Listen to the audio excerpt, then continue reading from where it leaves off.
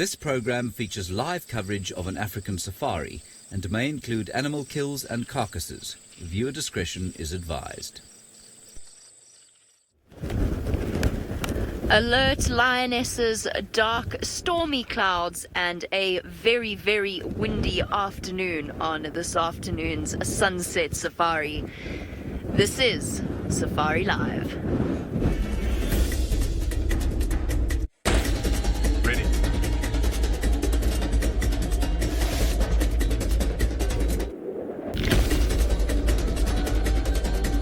Standing by.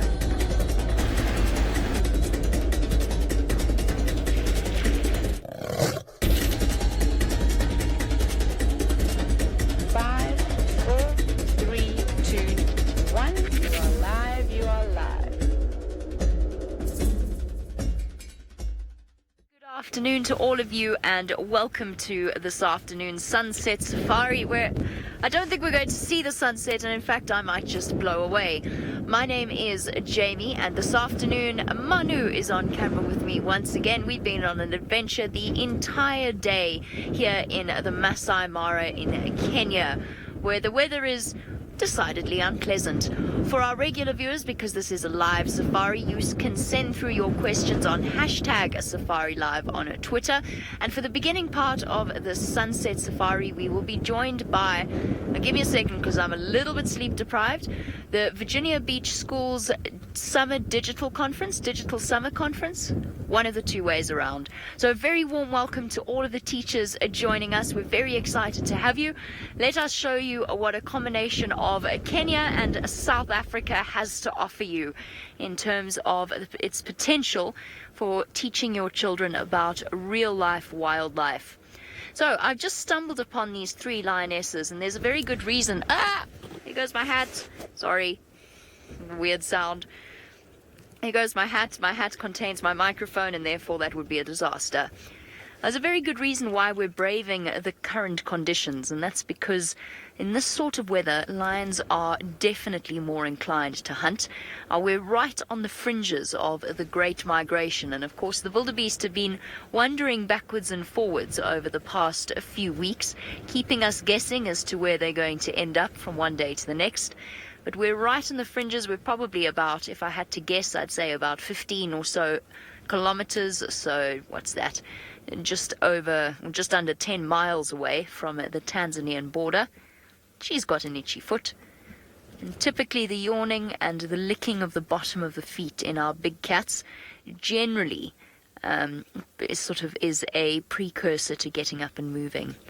So there are wildebeest in the distance. She's seen them, and she is intent. As I said, both of them empty-bellied. As to which lions these are, well, I have absolutely no idea. Sitting at the base of the Olololo escarpment. Well, hopefully we don't blow away or get rained on here in Kenya, but let's go across and find out what the weather is like with Tristan on foot.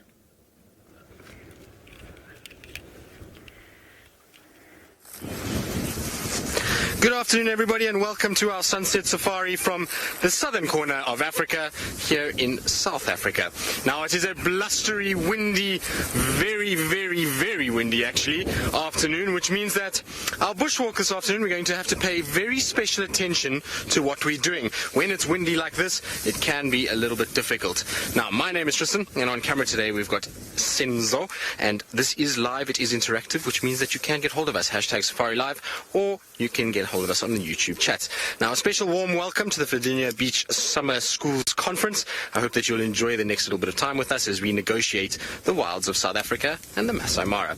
Now, I was saying earlier that it is very windy, and the reason why paying attention to wind on a bushwalk in particular is very important is because there are a lot of dangerous animals out here, particularly things like elephants that are very, very sensitive to changes in scent. They're going to pick up scent very quickly if we don't pay attention. So it's always important when you start a bushwalk generally to have some sort of indication of which way the wind is blowing. Now, this afternoon it's not too difficult because the wind is pushing really hard, but I picked up some dry leaf litter. If you don't have anything else, it's always a good sign, and you can see as I drop it, it's drifting off this way. So when you start out a walk and you feel the wind direction, it's always good to walk into the wind. It means that anything that is in front of you is going to be pushed on towards you and not the other way around. So it's always good to maintain the wind into your face as you walk. And this afternoon, we're going to try and see if we can't find some elephants. We had some elephants calling not too far from us. They were trumpeting and seems as though they were having a really good time in some water. So we're going to try and use this heavy wind that's going to cause a lot of rustling, which will mean that we can conceal our entrance in.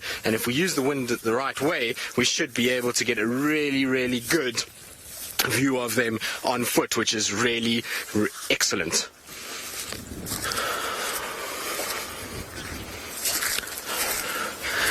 So, Renee, you want to know what protections are given to the animals that occur in this area, and if predators are hunting prey, do we show this? Well, Renee, protection-wise, these areas are all very well controlled. So we have very sophisticated anti-poaching teams that spend their time on foot pretty much all day and night, and they'll be out here. We also have planes, we have helicopters that are all involved to try and defend the areas. Also, very, very well-defined edges to the boundary so that communities do not invade into the area, as well as the animals getting out and causing human-wildlife conflict. So these particular sections are very well preserved. The Kruger National Park is a little different to the Maasai Mara where Jamie is, in that we have a western fence line, so that fence line will then stop animals from going into communities and communities coming in towards the animals. In terms of predator-prey interaction, while this is obviously a sensitive topic and it's something that can be quite difficult to watch, it is all part of nature and it is part of us learning how these animals act. And so we do try and watch and to see, particularly the hunting side of things. It's more about trying to educate about the hunting more than anything else, and the tactics that these animals use.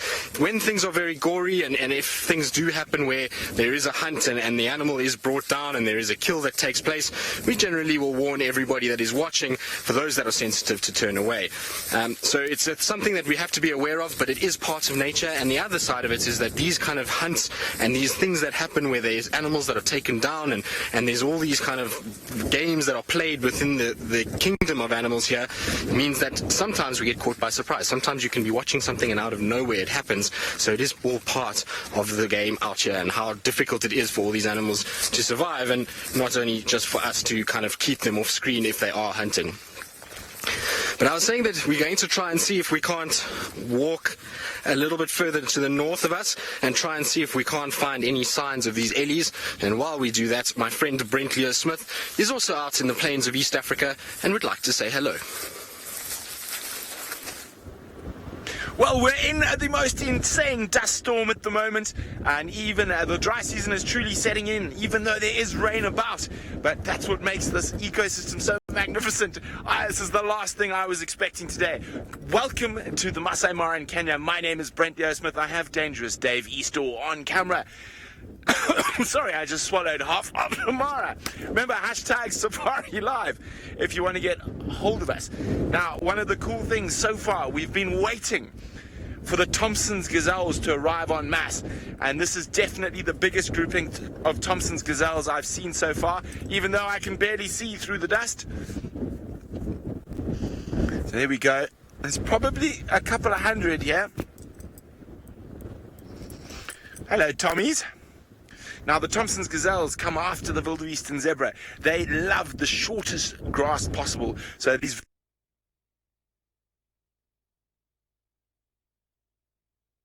animals ever approach us. Yes, quite often, Rebecca, especially things like elephants, lions, leopards, cheetah, hyena. Oh, there's an eland. Well spotted, Dave. So there we go, one of the smallest antelope species in the Mara, and behind them is one of the biggest, and it's an eland bull, a young one, but they can weigh in excess of 900 kilograms. So absolutely massive animal, weighing nearly a ton. And interesting about eland is that all different animals have different safety distances to human beings on foot. Now, generally, the fleeter of foot you are, the shorter that distance is. So if I had to get out of the car and walk up to the Thompson's gazelles and the wildebeest, they would probably run 100 meters, turn around and look at me. Now, eland is one of the only antelopes that has, let me rephrase that, it has the biggest distance once it sees a human being on foot. to when it'll stop and turn around and check on you, which is about half a kilometer, 500 meters. Now, eland are capable of really, really long distance traveling, walking or jogging, but they can't do it very fast. And they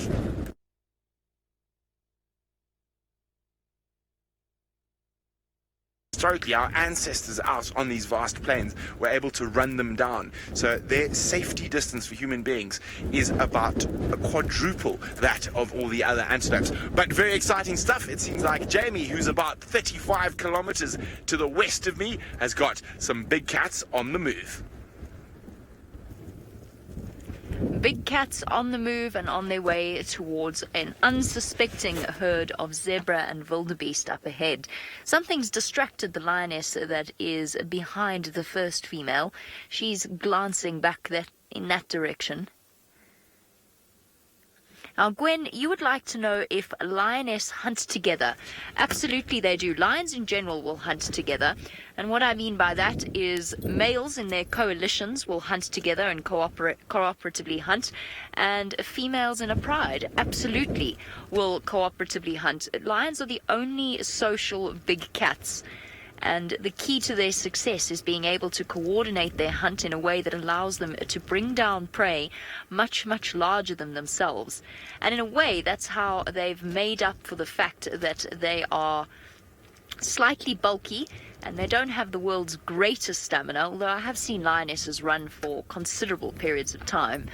But it allows them to essentially utilize their energies properly. Now, Rob, you want to know why lions prefer to hunt in high winds. And the answer to that is because then the animals can't hear them coming. It's just that simple.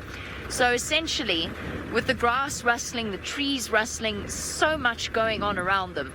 And remember that most of these prey species, their dominant senses, their eyesight's actually quite good, I believe, but their dominant senses are their sense of smell and their sense of hearing. So if the wind is howling, it compromises that. And I don't think it has to do so much with hiding the lion's scent, but it definitely has to do with hiding the sound of the lions moving through an area. Particularly in something like this, long grass, it keeps them well hidden, but at the same time, it makes a noise. That's why lions like to walk on roads, which is what the lioness in the front is doing. Hello, girl. It's okay. Now, there is a third lioness behind us, but she is very, very limpy. She's injured her back leg. What have you seen? What have you seen? Rebecca, you want to know what the current temperature is, and Kirsty just told me, but I wasn't listening to her because I was trying to figure out what that lion's looking at. It is 22 degrees centigrade, which is 72 in Fahrenheit. Did it see something in the tree? What is it looking at? There's a herd of wildebeest coming. These lions are going to go forward and get themselves into a position, and so are we. Okay, so the herd of wildebeest is off to the left. They're moving straight towards these lionesses, and that's why the lions have sped up in the way that they have. There they go, completely unsuspecting. Okay, we're going to have to move now before we can't reposition at all. So there is a point at which you can really damage the animal's chances in a hunt. Whether it's the lions or the wildebeest, we don't want to interfere in any way. So what that means is we pick our spot and we stay. Especially during the day where we don't have to worry about restrictions of light. That lioness is jogging up ahead. She wants to get in front. So see how they're working together as a team? One lioness racing off ahead, the other one moving off to the left to ambush them from that side. It's incredible. I have learned so much from being in the Mara because you can actually see the techniques of the lions. You can see how they plan things out. Okay, we got to reposition again quickly. Stacey, no major physical differences between the lions in Kenya and the lions in South Africa. You're going to mess it up if you're not careful. This lioness, not me, the lioness that's walking this way. Stacey, they're essentially exactly the same animal. I feel as though the lions in the Mara are slightly bulkier. Let's just stop here because the wildebeest are looking at us. I don't want them to try to look at us and then see the lion. So we're just going to stop here. Here we go. and using any available cover.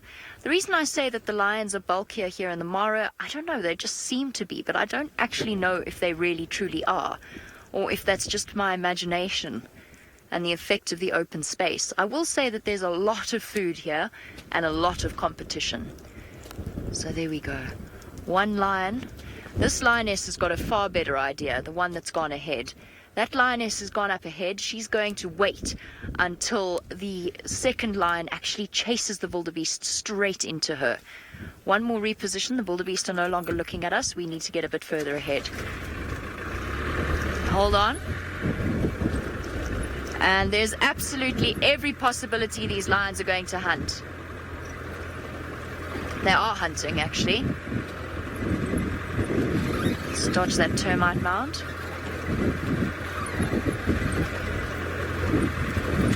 But what we're going to be doing now is we're going to be switching this feed. You will still be watching us, but at the same time we're going to add an additional feed onto Facebook. And that essentially allows us to reach a much wider audiences during moments like this. Okay, I'm going to stop here so that we can keep an eye on the first lioness. Now watch this. There she goes. She's going off. Kirst, you'll let me know.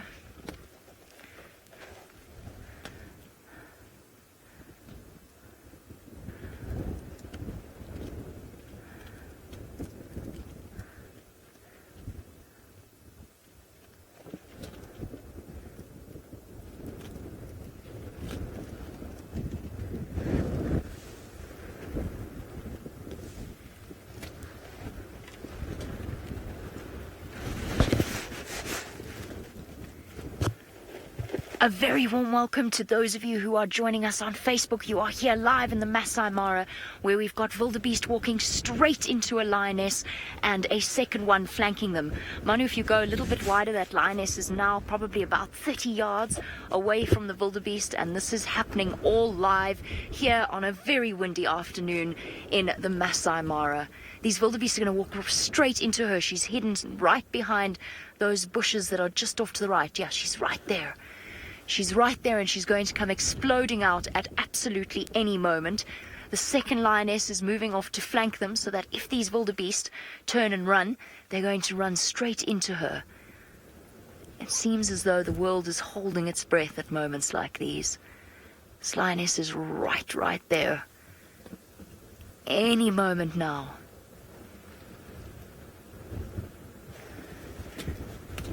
Where is she? I saw her go straight exactly there. She's waiting for a moment. She's probably going to target that little one. This is heart-stopping stuff. Okay. We're going to go forward a little bit quickly. Oh. There goes a wildebeest. It's spooked at something. But it hasn't realized that the lion's there. Where did she go? There goes a lion behind her, behind to the left. There's a lion sneaking through the grass behind to the left of the wildebeest. They're now racing forward. And there's a second lioness somewhere in this vicinity. The wildebeest haven't realized exactly what's going on. They haven't realized they've been outflanked. And off they go, galloping. But where is the second lioness? I've lost her completely. She was right there.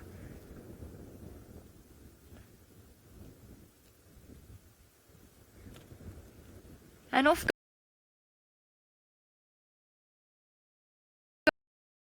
a little bit lost and confused. Where's the second one?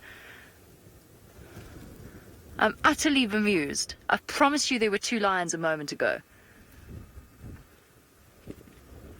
Completely confused, and I think the lions have missed this time around. Glancing off into the distance, let's go and catch up and figure out where that other lioness went. How did you do that? How did you mess that up?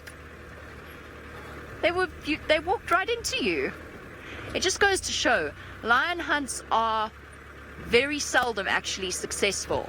During the migration, life is slightly easier. You see her. Where is she? Oh, wow. How did she get all the way over there?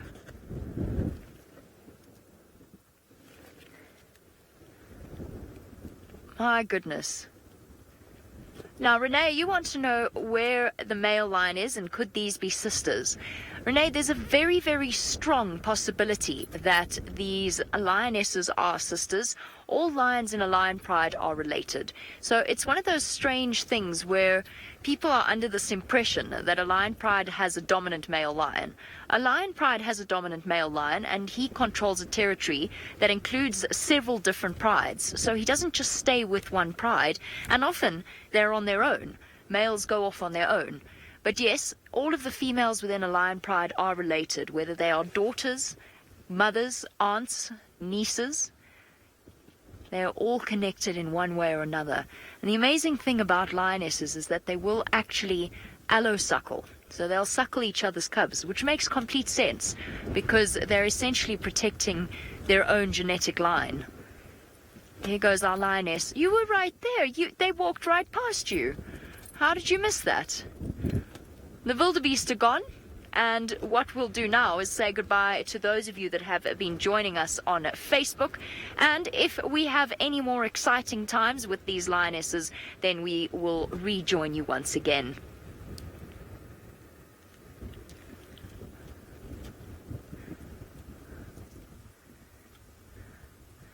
I have absolutely no idea how those lions didn't manage to catch a wildebeest. They practically walked on top of them.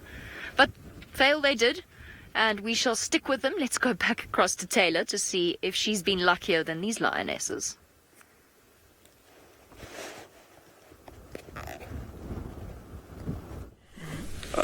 There's my lippy.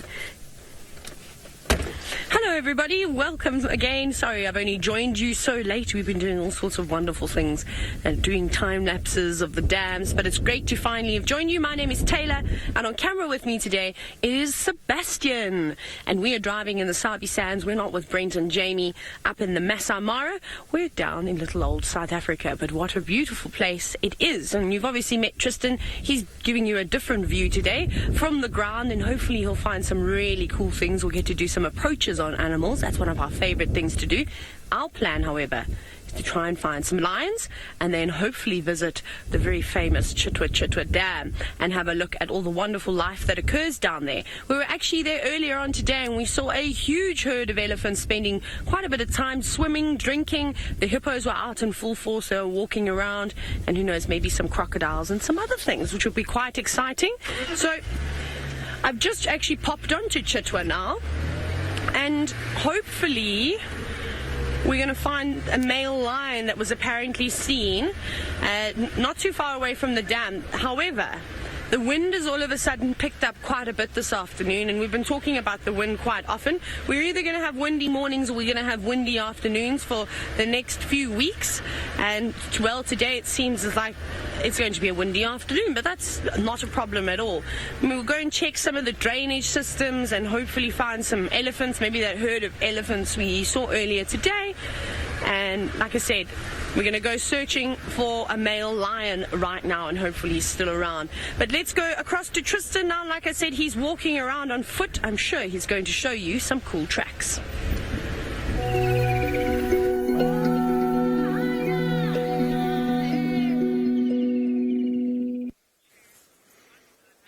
Well, Taylor, we are going to show you some tracks because while tracking elephants and looking for them, it's always good to keep your eye out and aware of what else is going on. Remember, when we're out here, the part of being the bushwalk is taking in everything that is around you. So you need to check tracks, you need to see if there's any signs of animals around. And we were walking along, and I'm keen to come to this area not only from an elephant point of view, but also I want to see what's been happening with our leopards. We really haven't seen too much of them since that fight on Saturday night. There's been tracks everywhere, and I wanted to come here and just have a little look around. We're just south of where the altercation took place, and there is actually a leopard track on this main pathway, which is a place where Taylor saw that young male the following morning. And this track is from a young male, but it's from yesterday. And now the reason why we know it's from yesterday, and part of tracking is to utilize different signs, much like when you're walking to try and find animals, you use all kinds of different things to age tracks. If we have a look at this particular track, there's a number of different things we can use. Firstly, There is quite a bit of loose soil on top. Now, we know today is quite windy, which means that little bits of particles from the edges of the toes are being blown inside like this, and that's going to give you a little bit of sort of a loose look to the track. If it was brand new and very, very fresh, you would have a situation where everything would be very compressed, and all the stones inside would be deeply embedded into the track, which we see here is actually not the case. So in these toes, there is a few loose particles. The reason why we know it was yesterday, though, is if you have a look here, there's a leaf. Now, this leaf is very, very light, and so with wind and all of that kind of things, and over time, and animals that utilize this pathway, this little leaf would eventually be moved. But it's been actually squashed into the track, so you can see that when the animal stepped here, this leaf was already on the ground, it's been pushed in, but the piece of grass next to it, which is this long piece here, hasn't. So it means that this was yesterday, then with the wind, grass has been blown over on top. The other thing is that just next to it, over here, I'll just do a little circle around it, is another little track. Now, this little track is for a genet. It's got a very small pad. You can see the pad at the back and the little toes where I'm pointing, and that little track is on top of the toes of this leopard. And we know that genets are active at night, not during the day, which means that this leopard didn't walk here today. It was last night. The other reason why we know it's a leopard, even though it's a very obscured track and difficult to see, this stick here is actually a really nice indicator. There's a small stick in between the toes, and that hasn't been pushed down. If it was hyenas, the toes are so pushed together that even when they stand, this stick would have been pushed into the soil, and we would have been left with a more circular, rounded banana shape. Instead, we've got quite round, very clear toes. Unfortunately, I've ruined this one over here a little bit, and then the other toe over here. And then at the back, we have 1, 2, 3 pads that go there, and that track heads off in that direction. So we know it was from yesterday. There's lots of elephant tracks on top. We know Taylor had elephants here yesterday afternoon, so this is not a track we can follow. But it does mean that leopards are hanging around in this area, and we need to keep our eye out as we look for these elephants and move around. It's one of the best things about being on foot, and something that I've really missed about the bushwalk is the actual fact that we can track and that we can follow tracks and really get down close and in detail with them. It's always so nice to bring all of you along with as we do it, because tracking is one of my favorite things to do. And when you can get down low and you can actually see all the details on the track, and you can spend time watching the tracks and looking at them and following them, it's a very special experience. Let me just move that out your way there, Senzo. So poor Senzo is trying to duck and dive as we negotiate this game path and move towards Galagopan. It seems as though our elephants have already moved off and are no longer here anymore. So we'll have to just try and see where their tracks go from here, and then try and follow those through these thicker areas. Of course, we've got to keep the wind in mind.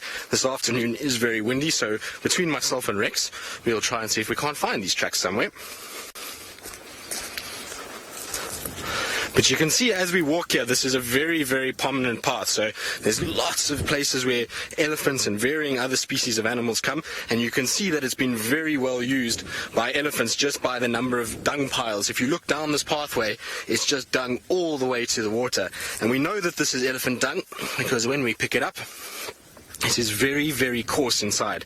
So if we have a look here, lots of fibrous material, so bits of sticks and grass, which is all indicative of an elephant. The only thing you could confuse this would be with something like a rhino, but you'd find rhinos don't just deposit in big balls everywhere. They generally have a midden, or if it's a female, it will be somewhere close to the midden. But what's very cool about this particular pile of dung is we have some hitchhikers, and you can see on the backside when I turn it over, if we have a look there, sorry Senzo, I'm going to try to get that out of the out of the shade.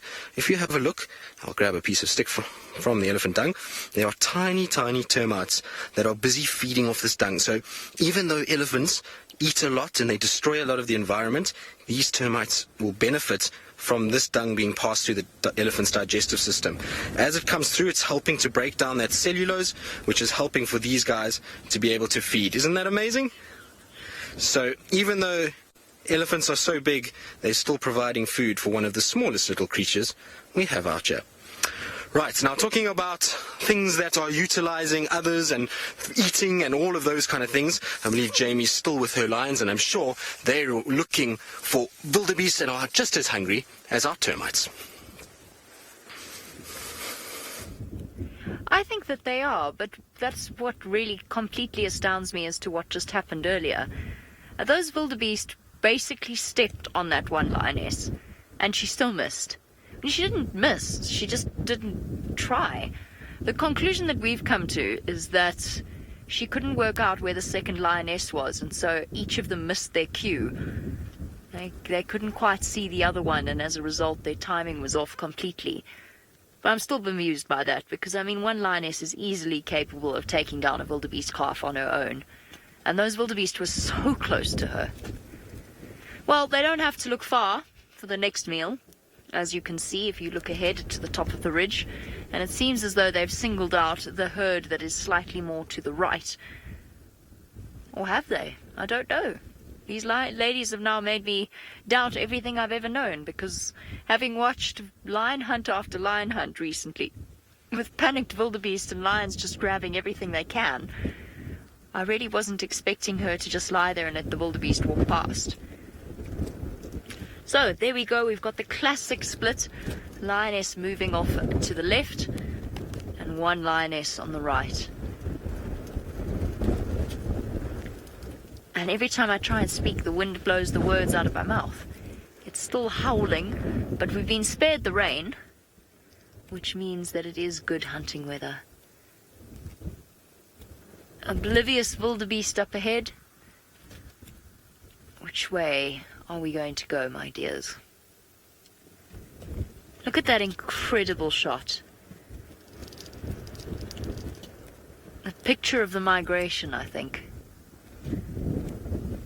So now, this time, the lioness that went ahead the last time is staying behind, and the lioness that stayed behind is going ahead. Right, let's see if they can get their timings slightly better. This is a much larger wildebeest herd than that tiny one that was walking towards them. And as you've seen before, the sheer numbers of wildebeest almost guarantee the lions at least one kill, and usually more. What I'm just waiting for is this lion to move off the road. Look, she seems to be calling her. What are you doing? Come on, you've already messed up one hunt. Let's go. While our lionesses sneak up on the wildebeest, it's still quite far away. Let's go to Taylor and a crocodile at Cheetah Dam.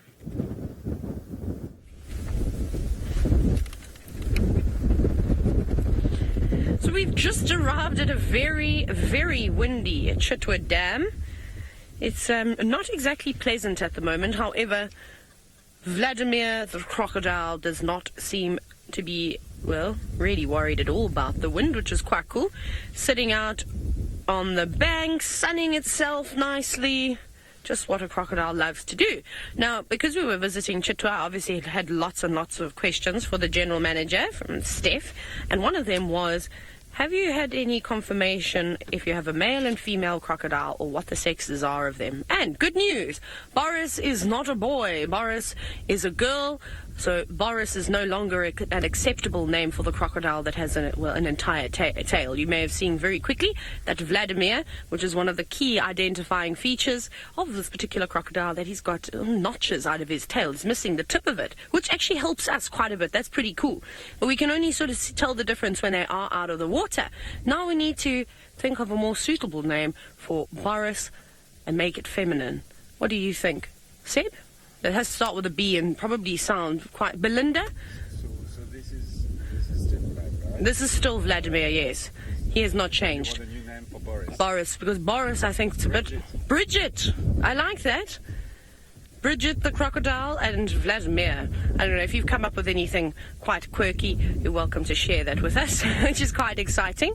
But that's really quite nice. Apparently, Steph was saying, though, a few days ago, he actually witnessed them mating, which is really cool. I've never seen crocodiles mating before, so I'm hoping to, of course, catch a glimpse of that. So I will be visiting Cheetah as often as I can over the next few days to see if I can see something like that happen. Like I said, I don't know really too much about mating crocodiles at all, but they have had eggs before, and they have had some hatchlings, and they suspect that there's one or two crocodiles that are actually offspring from Vlad and Boris that are now living on Little Gary.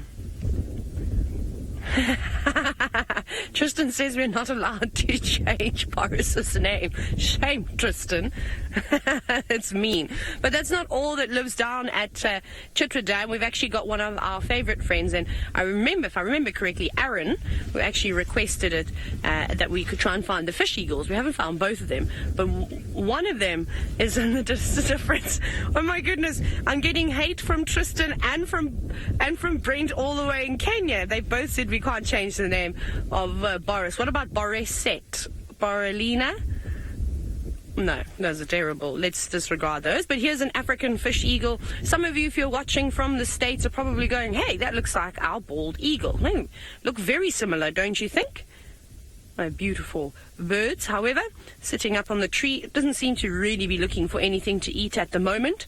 It was sitting on a tree closer to the water's edge, which is typically where they'll perch themselves, because as the name suggests, they love to catch fish, but they'll catch a number of different things too. We've had amazing sighting of one eating a red-billed buffalo weaver. There's a couple of Egyptian geese goslings around at the moment, so they better be very, very careful. But instead of looking for food, it's really just holding on for dear life. You can see how windy it is. That's a marula tree that's blowing behind it. It's not standing on a marula tree at the moment, and those branches are quite tough. So for them to be blowing around as vigorously as they are suggests that, well, obviously the wind is howling. That's obviously the conclusion that you would come when the branches are moving in the air. I'm being Captain Obvious today, as you can see. But it's quite difficult to tell the difference between male and female African fish eagles. The female fish eagle is a little bit larger, so when they're sitting on the same perch, that can help slightly. But otherwise, when they're on their own, it's not the easiest thing to. Even a seasoned safarian would struggle to be able to tell them apart when they're separate. I'm trying to figure out where they are. Now, what we're going to do is we might actually play the nest game, and some of you are going to be very excited. We were told about a gymnogene nest, an African harrier hawk nest on Cheetah. So I think from here, because the hippos aren't around, we'll go back that side and we'll try and have a look at it and see if anybody's home. But let's go across to Tristan. He's doing tracking, and he's tracking the tallest creature of them all.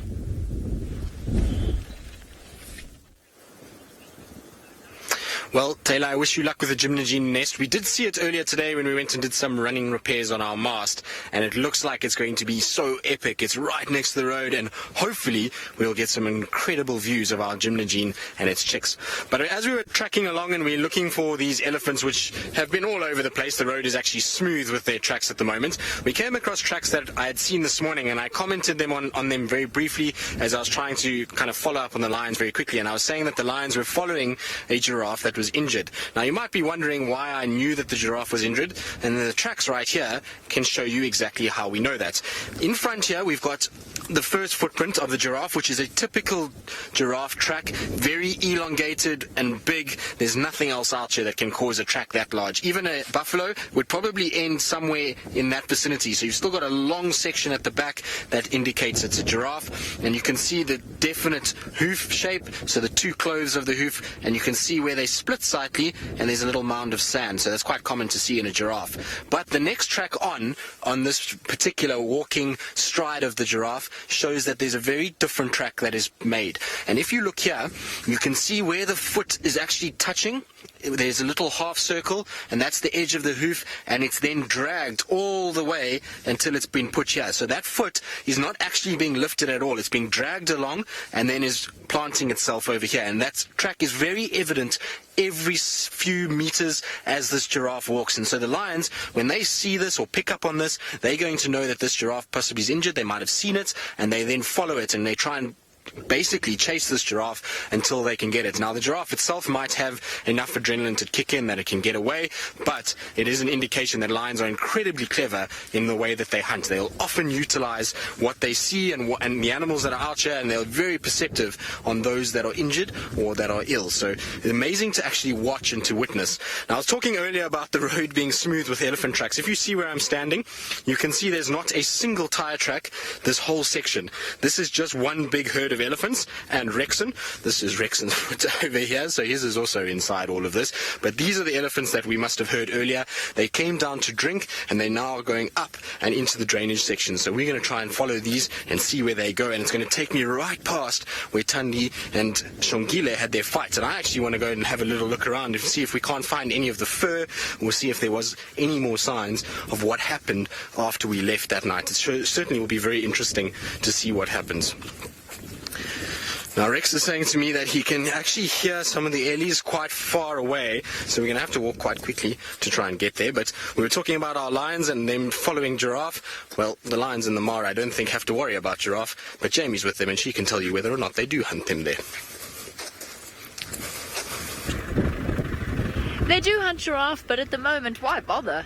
There's so many wildebeest and zebra around that a diet of giraffe isn't necessary. And you will find, and I've seen quite a few lion prides that specialize in giraffe kills. The ones in the place that I used to work before this specialized in killing giraffe. What have you seen? What is she? Can we zoom in, Manu? She's seen something. I mean, she's gone into full stalk mode. But it's complete opposite direction to the wildebeest. Now, Lynn, you want to know how far away wildebeest can see. I have seen antelope and... What is she? No, she's walking. Let's have a look at the one, Manu, if we can go to the one across the other side of the lugger. Oh, there's a pig. It's a pig. It's a pig behind the termite mound. Lynn, I've seen wildebeest spot lions 200 meters away. Here comes the second lioness. Okay, we've got a second hunt on the go. Now, are we going to have a situation where the warthog walks on top of them and they don't do anything? That's a big warthog. There's a herd of wildebeest behind you. Oh, yeah. That was done with all the subtlety of a stampeding rhino, my dear. I think you might have tipped the warthog off. No, it's still standing there. It's too close to the entrance to its burrow for them to attempt a chase now. It'll just dive back in, and they could dig it out. We've seen that before. It is a massive male warthog. You can just see its tusks curling up. No, I'm not having any of it. Goodbye. That is astounding. Those lionesses heard that warthog coming out of its burrow from where I'm sitting now. Actually, even further away from where I'm sitting now. And I'm a good 100 meters away. In the wind, they heard that. I don't think we begin to realize just how... I mean, and that sort of fills into Lynn's question. I actually don't think we realize just how good the senses of these animals truly are. I would absolutely give my left eye tooth and my right eye tooth as well to be inside the head of one of these animals for one day, to experience the world as they do. That is crazy. How did they hear that? How did they know it was there? I couldn't see it. So much for all of the animals having not great eyesight. Speaking of different potential prey species, I spoke about giraffe. Aaron in New Zealand, yes, the lions here do hunt eland. The very first and only time, actually, no, not the only time, one of the only times I ever saw the ridge pride was when they were hunting eland. No, they were eating an eland, sorry. So they do hunt eland. Obviously, at this time of year, they're going to go for the easiest, most numerous available prey, which is invariably going to be a zebra or most likely a wildebeest. But they're not picky, and especially during the season when the wildebeest are not here, they'll hunt warthog, they will hunt impala, they'll hunt eland, giraffe. There's nothing that's actually hippo. There's nothing that's out of the question. I know we're quite far away, but I'm just sitting here for a moment because they might decide to come back this way and use this lugger to hide them. The answer is no. They're going to go across to the wildebeest on the opposite side. We're going to follow the stalking lionesses, but do they have as great a skill as a stalking Tristan?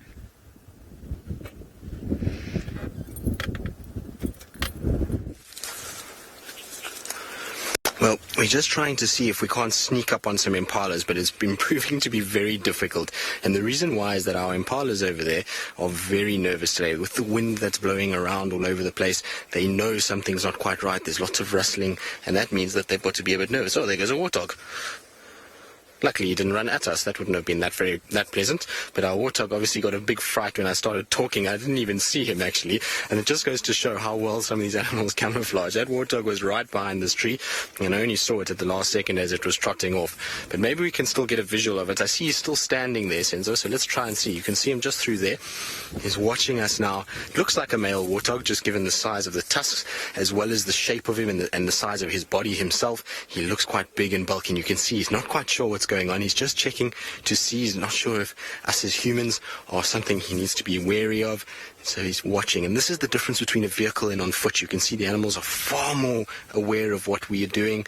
They pick us up a lot quicker. A noise when we speak, or even the wind and our scent, is very different to a vehicle. The vehicle they're used to. They know that the vehicle is not something to worry about. But us on two legs, we've been predators of theirs for many years, and it's almost ingrained into their system that they need to be nervous of us. And even if it wasn't, animals are always nervous of something they don't know. So if they haven't seen people on foot a lot of times, that's the reaction they get. It's because they want to try and protect themselves, and their first instinct is to move away rather than be aggressive. It's a bit of a fight or flight syndrome with a lot of these. If we had cornered that warthog and it felt like it couldn't go anywhere, then it would be a bit different. You might find that warthog would have come at us, and it's not an animal. Oh, here comes a whole lot more. Look, the whole family's here. They've just come out of the drainage line. I think they were a bit nervous. You can see the little ones with their manes raised. How cool is this, guys? Now, it's not every day we get warthogs on foot. You can see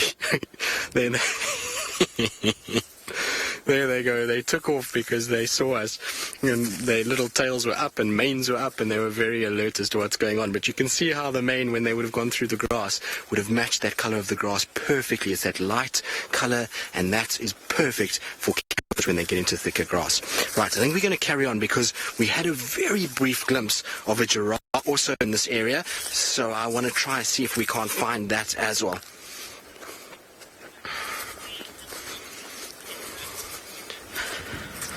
Eric, the poet, you want to know how easy is it to spot the smaller footprints like mongoose and scrub hares and so on? Well, Eric, I will show you a footprint right now that is absolutely minute. And if you can see it here, it depends on where you are and the substrate that you're on. But here and where we are at the moment, the substrate is perfect. It's nice and soft and sandy, and so it makes nice footprints. But over here, let me get rid of this piece of grass because it's going to be in the way, and I want to try and find a piece that I can show you the track without disturbing it. Maybe that's a piece there.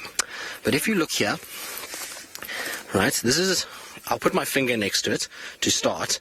But there we go. There's a tiny, tiny, tiny footprint. It's about the size of my thumbnail, and that is for a little genet. So that is a tiny genet that has walked here. So these footprints are fairly easy to spot on pathways like this. As soon as this footprint goes into the grassy areas, I'm going to lose it almost immediately. It's going to be very difficult to follow something of that size. But we will find things like mongoose, particularly the dwarf mongoose, on paths like this. You'll be able to spot their tracks. Scrub hares are quite easy because they're generally on roads, and the roads are puffy, and I'll find their tracks a little bit later. The scrub hare tracks look almost like a little Christmas tree in soft sand, so we'll try to find those later. But they're fairly easy on the right substrate. As soon as you get into thicker stuff with a bit of brush on it, it becomes literally impossible. We struggle to follow things like lion tracks over grassy areas, so things like genets and scrub hares and mongoose are almost impossible at that stage. So, well, I'll try and find some, though, on these nice soft sandy areas, and that's why in winter tracking becomes so much easier. In summer, this would all be a grass covering, and it would be a lot harder for me to find the footprints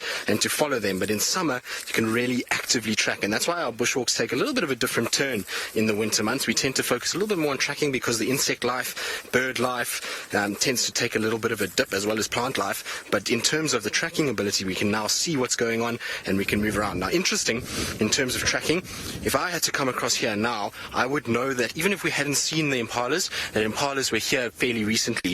If you look at my feet here, in this dry time of the year, there is a big mound of dung, but there is also a very wet spot over here. Now this is actually wet, and that means that these guys have just urinated here during the day. It's soaked in a little bit because of how dry the soil is, but it's still made a wet mark. By the end of this afternoon, that would probably be quite dry, so we would know then that it wasn't as fresh. But these impalas would have just been here, and we've seen them, so we know that they have urinated in this area.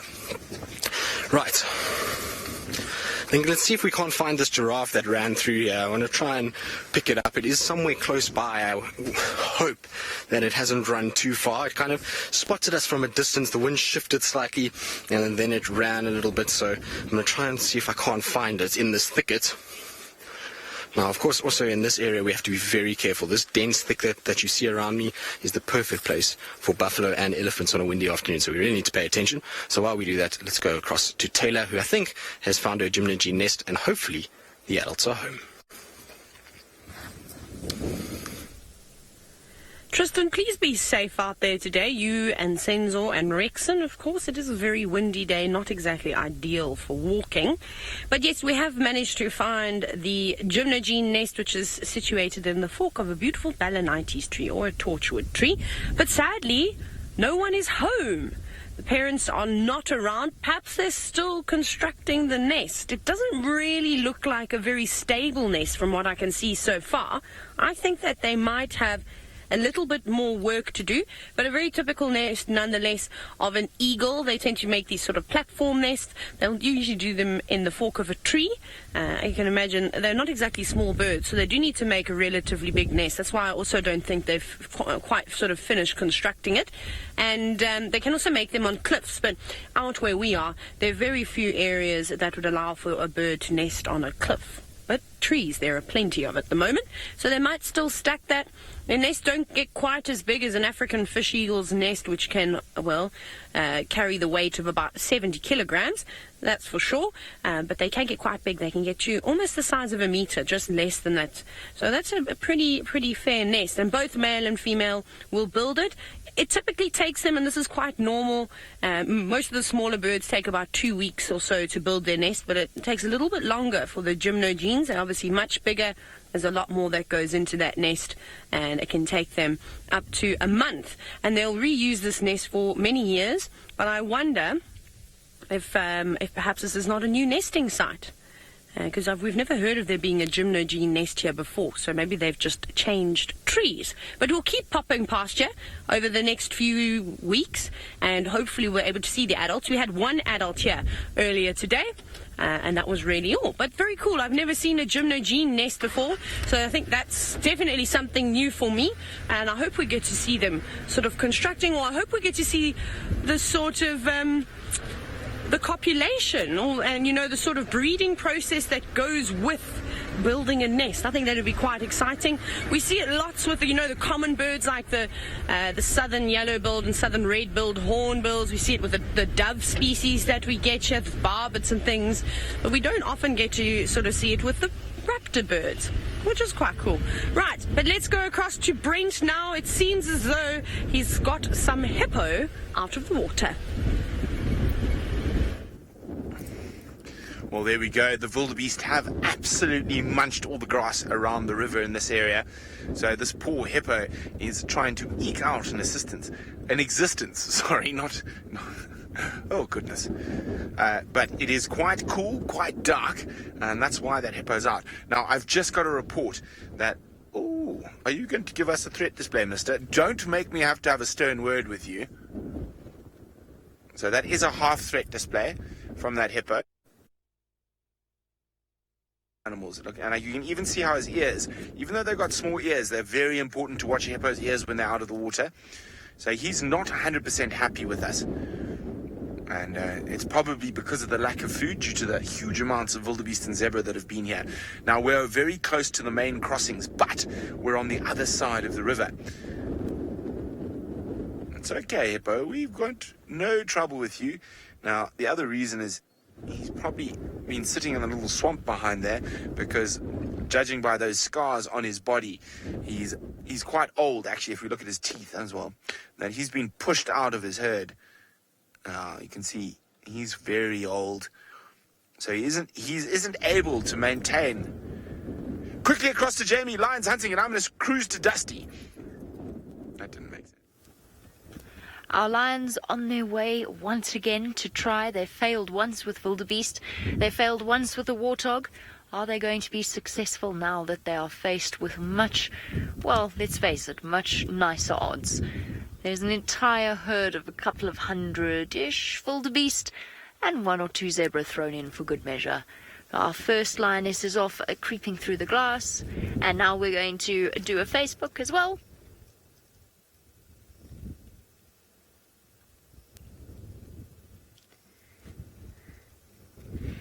Hello and welcome to the Maasai Mara, where we are sitting in the middle of the Great Migration with a couple of hundred wildebeest, a couple of zebra and 2 hungry lionesses. They've already failed 2 hunting attempts while we've been with them. Is this third one going to be successful? Remember, all of this is happening right now, right here in one of Africa's most spectacular wilderness areas. Lioness not keen on making the mistakes that she did earlier. They had a couple of wildebeest walk right past them, and they just left it that little bit too late to pounce. They're using the long grass as cover. You can see, look at the focus in her body. Ears back, shoulder blades going, intent with her body slung low, but still quite confident in the way that she's striding forward. She's not creeping. She's almost swaying towards them. There she goes, moving through the grass. That's a good girl. Stop, look, listen. Try and get an idea of exactly what it is you're faced with. The second lioness coming up behind her. Now there is an unsuspecting zebra that is walking, oh, it stopped now, was walking a direct path towards where the lions were aiming.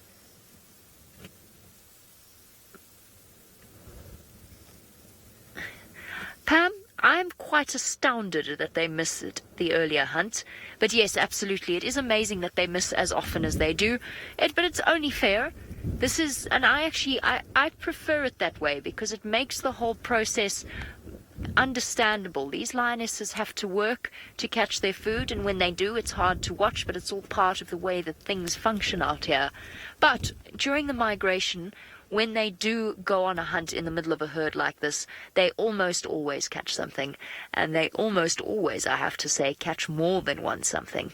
Once this panic sets in and the wildebeest start to career around in a complete chaos, they find themselves basically running straight into the jaws of the lions. Which one is she targeting? The amazing thing is that the body language between these 2 lionesses have already picked out their victim. They probably already know which one they're going to go for, directing each other with flicks of their ears.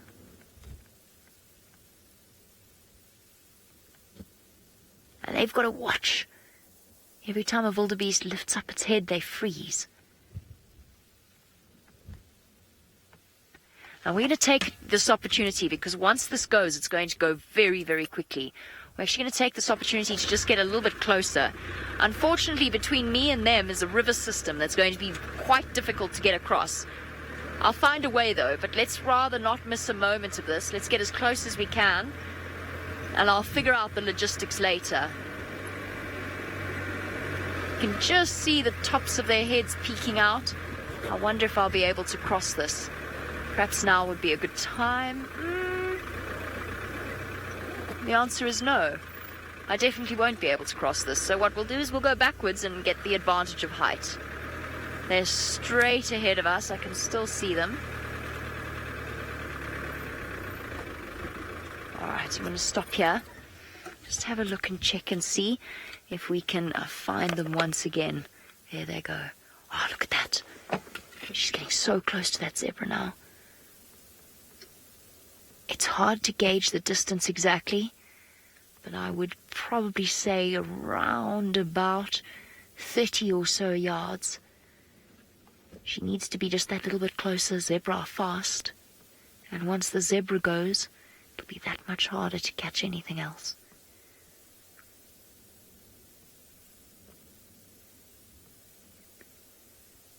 See the way she goes. Every time the zebra drops its head, she moves. Lifts his head, she freezes. Head down, indistinguishable from the yellow grass, and forward, and freeze.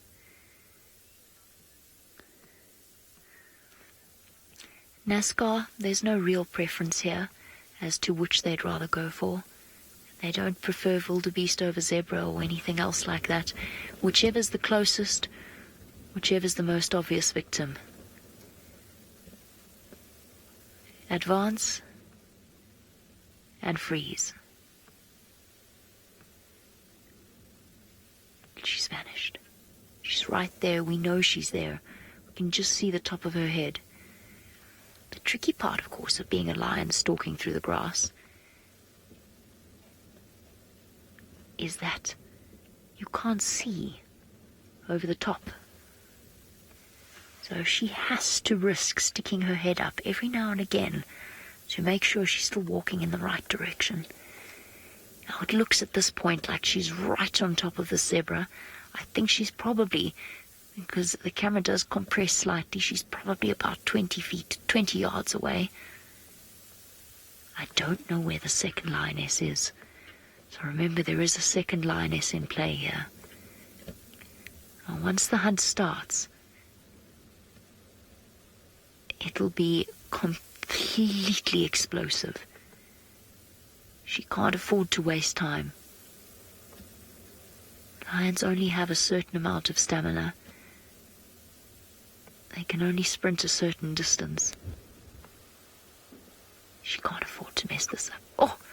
Did you see how she disappeared like that? That was almost comical.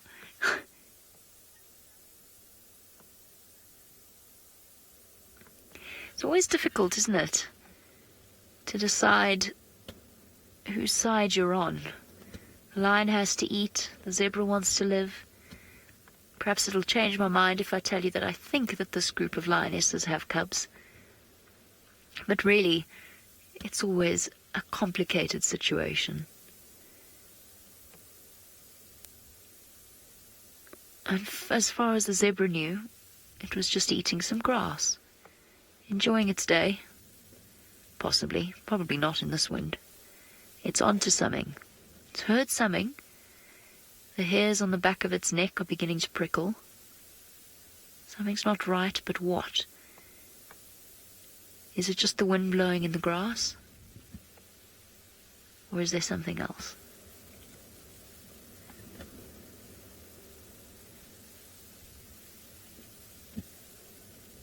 Is the threat to the left? Or is it straight ahead? We can see the lioness, can you? There, just the tips of her ears sticking out. I barely can see her. How on earth is this poor zebra meant to? Yes, enjoy that mouthful of grass, mister. Because things are about to get very scary very quickly.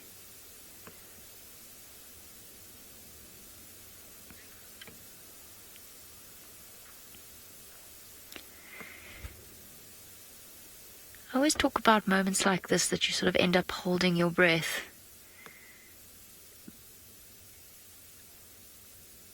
But the world doesn't seem to hold its breath, does it? It kind of, everything's just carrying on. The wildebeest are feeding. The zebra's feeding. There's the lioness. I just saw her move.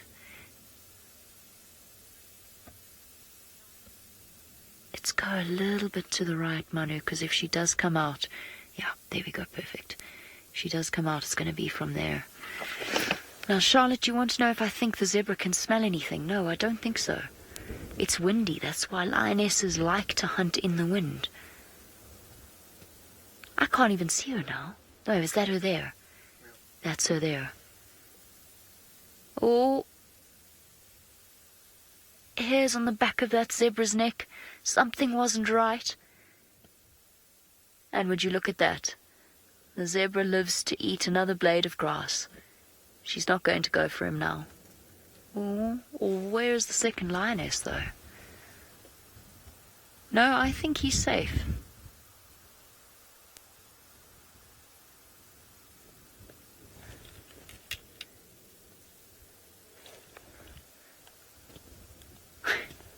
You have no idea, mister, just how fortunate you are. Because her attention is shifted now. Now it's time to check out the wildebeest. Now just bear with me one moment, because I can't stand not knowing anymore. I cannot find that second lioness. I don't know where she's gone.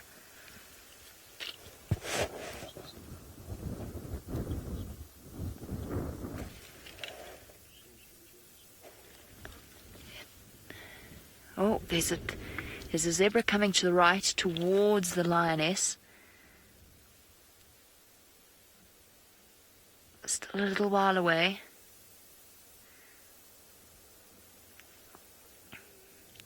Penny Pine, as you say, well, if it's not this zebra, it'll be another one. You couldn't be more right. Absolutely. That is exactly the truth. If it's not the zebra, it'll be the wildebeest. Here comes another zebra that's going to slowly but surely walk into her path.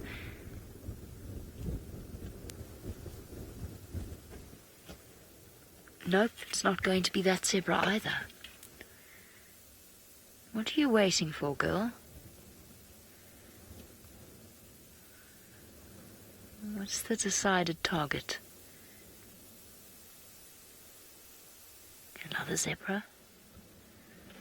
Perhaps Penny Pine in this case. It won't not be another zebra, but another wildebeest. Although I think she's looking at that at that zebra foal. Easier target. Slightly slower. Slightly less of a kick. No. The zebra foal lives to see another day.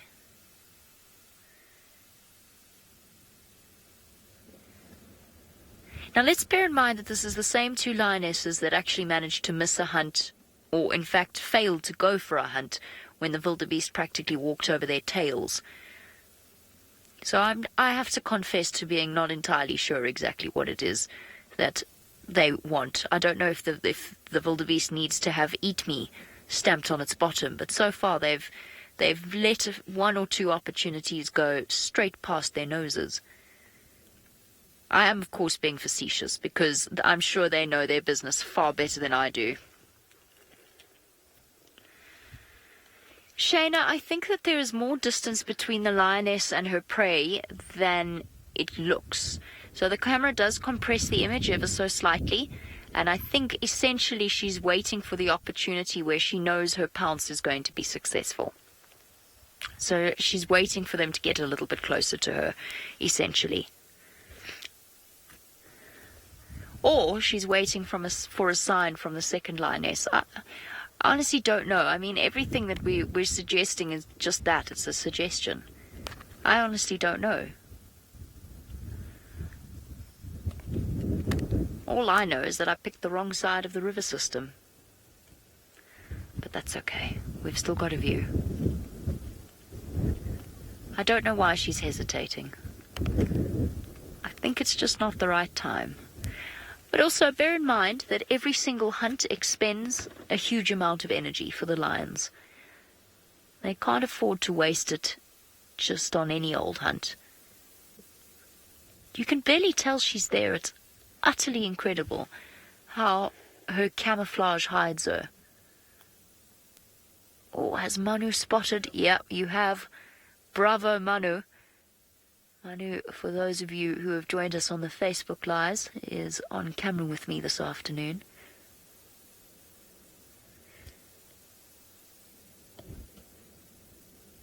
There are the two lionesses, barely visible, and in front of them, an entire buffet line has just gone wandering past. Perhaps it's like when you miss your bag at the airport, at the baggage claim, and you have to wait until it goes all the way around again.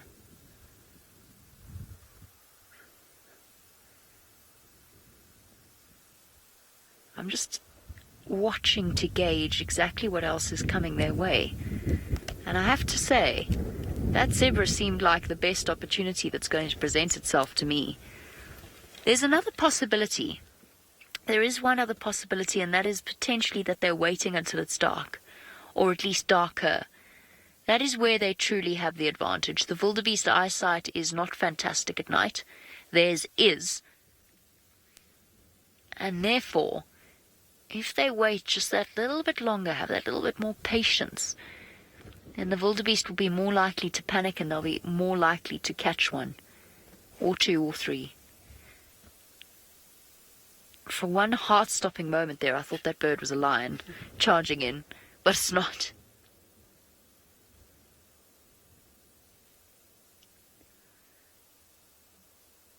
The only sound is the sound of the wind in the grass, howling, stacking the odds in the lion's favor. So far, it's been mainly adult wildebeest walking past them. Are they going to aim for a youngster?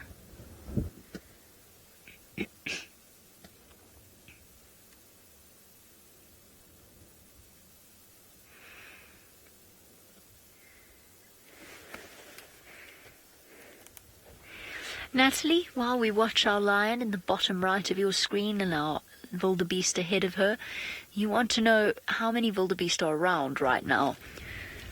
Oof, if I had to guess, a couple of hundred in this herd. I think this herd extends over the top of the ridge.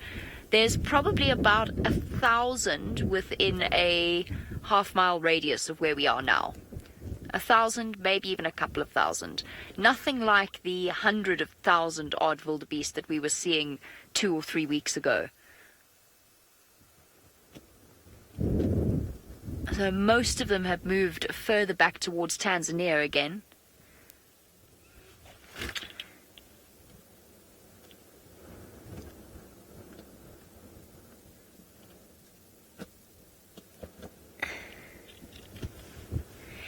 Snazzy, you want to know if the lion enjoys the chase rather than an easy kill and catch. No, I don't think so. No, let me try and rephrase that. Yes, I think that lions do instinctively, they get very hyped up and very overexcited when they do get into the middle of a hunt. As we've seen in these sort of moments of almost carnage, if I could call it that, with the lions basically killing of every wildebeest they can lay their paws on.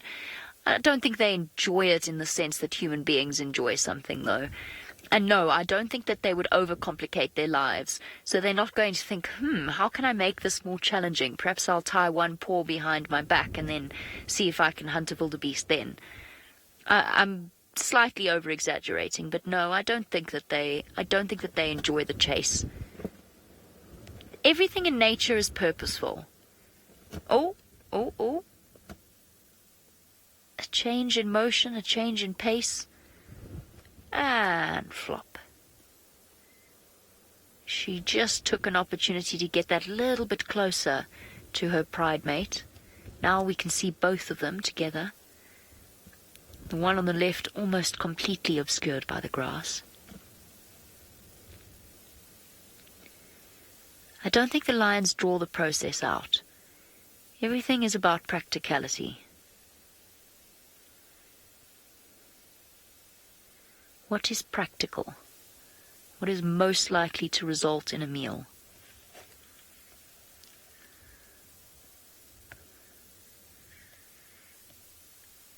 The trick out here, of course, is to remember that nature works on her own time. So everything requires a little bit of patience, and then if you don't have patience out here, I can guarantee you are not going to see spectacular things unless you get very lucky. But if you do have patience out here, you will see extraordinary things. Here we go. You decided to rouse yourself from your inertia.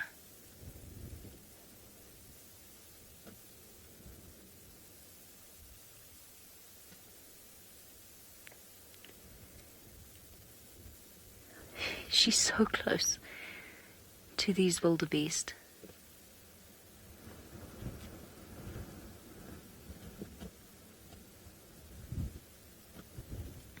Yes, it's about time you had a look around at what's happening.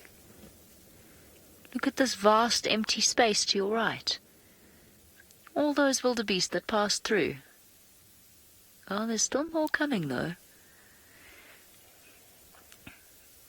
And when I'm joking at the lioness, I'm not really seriously criticizing her, because these lionesses are far better at this than I would ever be. Brenda, while I take a quick sip of water, the tension has created a dry throat. At the moment there are only 2 lionesses. There were 3 when I first found them.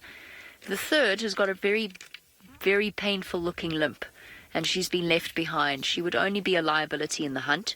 The nice thing about lions, though, is that once they do kill, and mark my words, they are going to kill. This evening or tonight, they are going to kill something. They will allow her to come and feed with them. So lionesses are not selfish. Oh, what you doing? This is no time to scratch an itch. Come on, you got work to do. Or maybe she's just thinking to herself she really needs to concentrate, and she can't with that pesky bite on her cheek.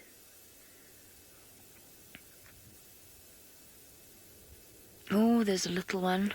She's immediately picked up on that. Oh, but looked away again. Don't you think it would be incredible to be in her mind? Imagine what it would be like to be in her mind right now, to experience everything that she's experiencing, how she's making her decisions, if she's making decisions, or if everything is pure instinct. What she's smelling, what she's hearing, what she's processing, how aware she is of her pride mate, how they're planning and communicating what they're going to do. Wouldn't it be incredible, just for one day, to be in the mind of an animal? And still she waits.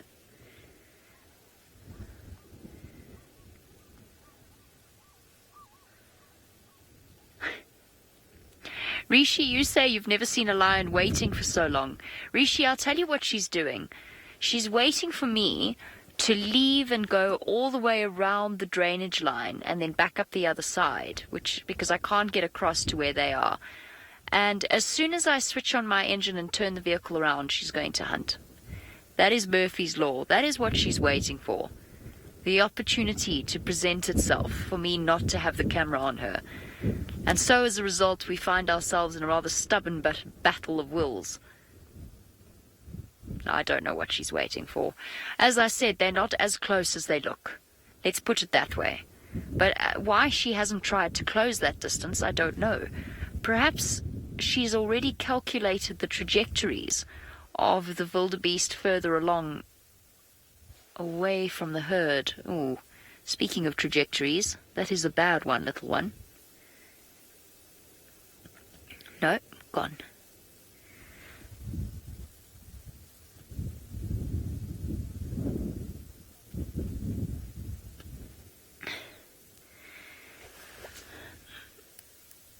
Melissa, you'd like to know if they would hunt the small calves. Where'd she go? Wait a second, where'd she go? Is she there? There she is. Sorry, Melissa. Oh, she's just gone down into the grass. Melissa, you would like to know if the lionesses will go for young calves, or if they will instinctively try to leave them alone because they know that by doing so they'll then have a constant food supply, essentially. And the answer is no. They don't farm the wildebeest or resist grabbing the calves so as to have more meat in a couple of months. They will absolutely target the youngsters. A youngster is easier, especially if there's only the 2 of them that are going to feed tonight, although I suspect, as I said, that they've got cubs. So no, they'll go for youngsters. The old, the young, the infirm, any sign of weakness is a liability, and the lionesses will absolutely target that. I would love to know, though, sometimes I've seen them chasing wildebeest, and they go for the biggest, strongest looking one, ignoring every single other wildebeest around them. And I'd just love to know how they communicate to each other which wildebeest is their intended target, because they do very clearly focus in.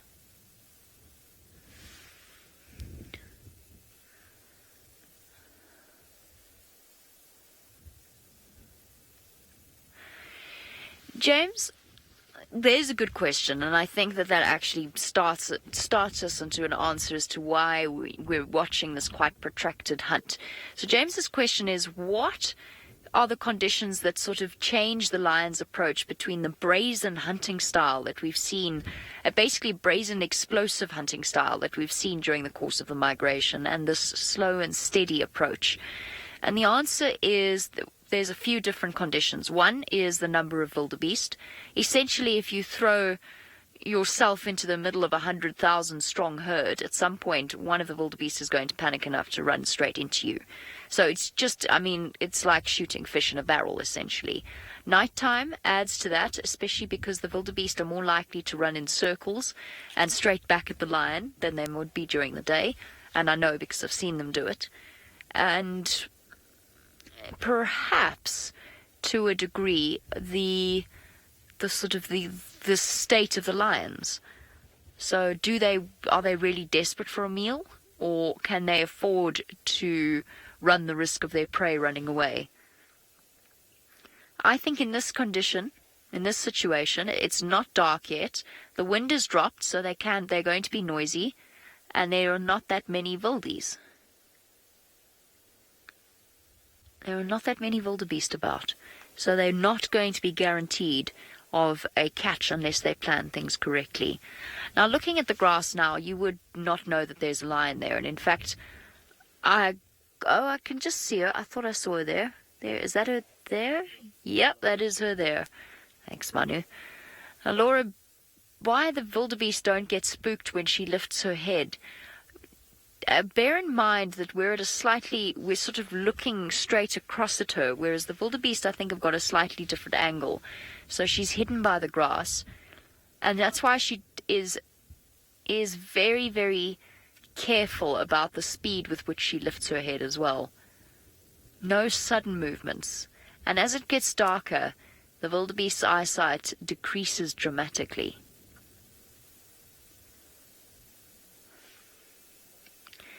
Now, there is a point at which I am going to have to run the risk of going around as it starts to get darker and darker. And hopefully the storm clears away so that we get extra hours of daylight, or extra minutes of daylight.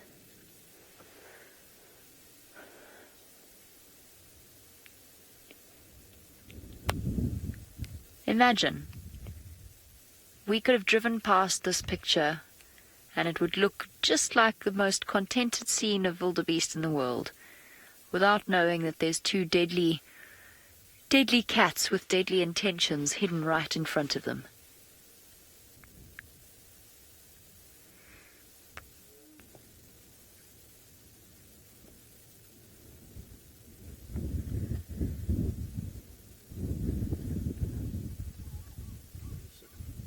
Here we go. Manu's managed to pick up on the second lioness. Can you actually see her there? There we go. There's an ear. Just see it in the bottom left-hand part of your screen. So the two of them are still in exactly the same place. They haven't advanced, and I wonder whether or not they're just waiting for darkness to fall. Either way, we'll be there to find out exactly how long it takes them. Melissa, my goodness me, apparently it is almost 6 o'clock in the evening. I had no idea how time flies. So apparently it's 6 o'clock in the evening. The sun is going to be setting in the next half an hour or so. No, actually, probably even less than half an hour. And it is going to start to get dark. And then I would say that is going to be when the lionesses act. Now what we're going to do now is we're going to go all the way around this river system and come back and catch up with the lionesses a little bit closer to them as it starts to get dark. So for now, we're going to say goodbye to those of you watching on Facebook, but stay tuned because we could be joining you in just a few minutes depending on what these lions do.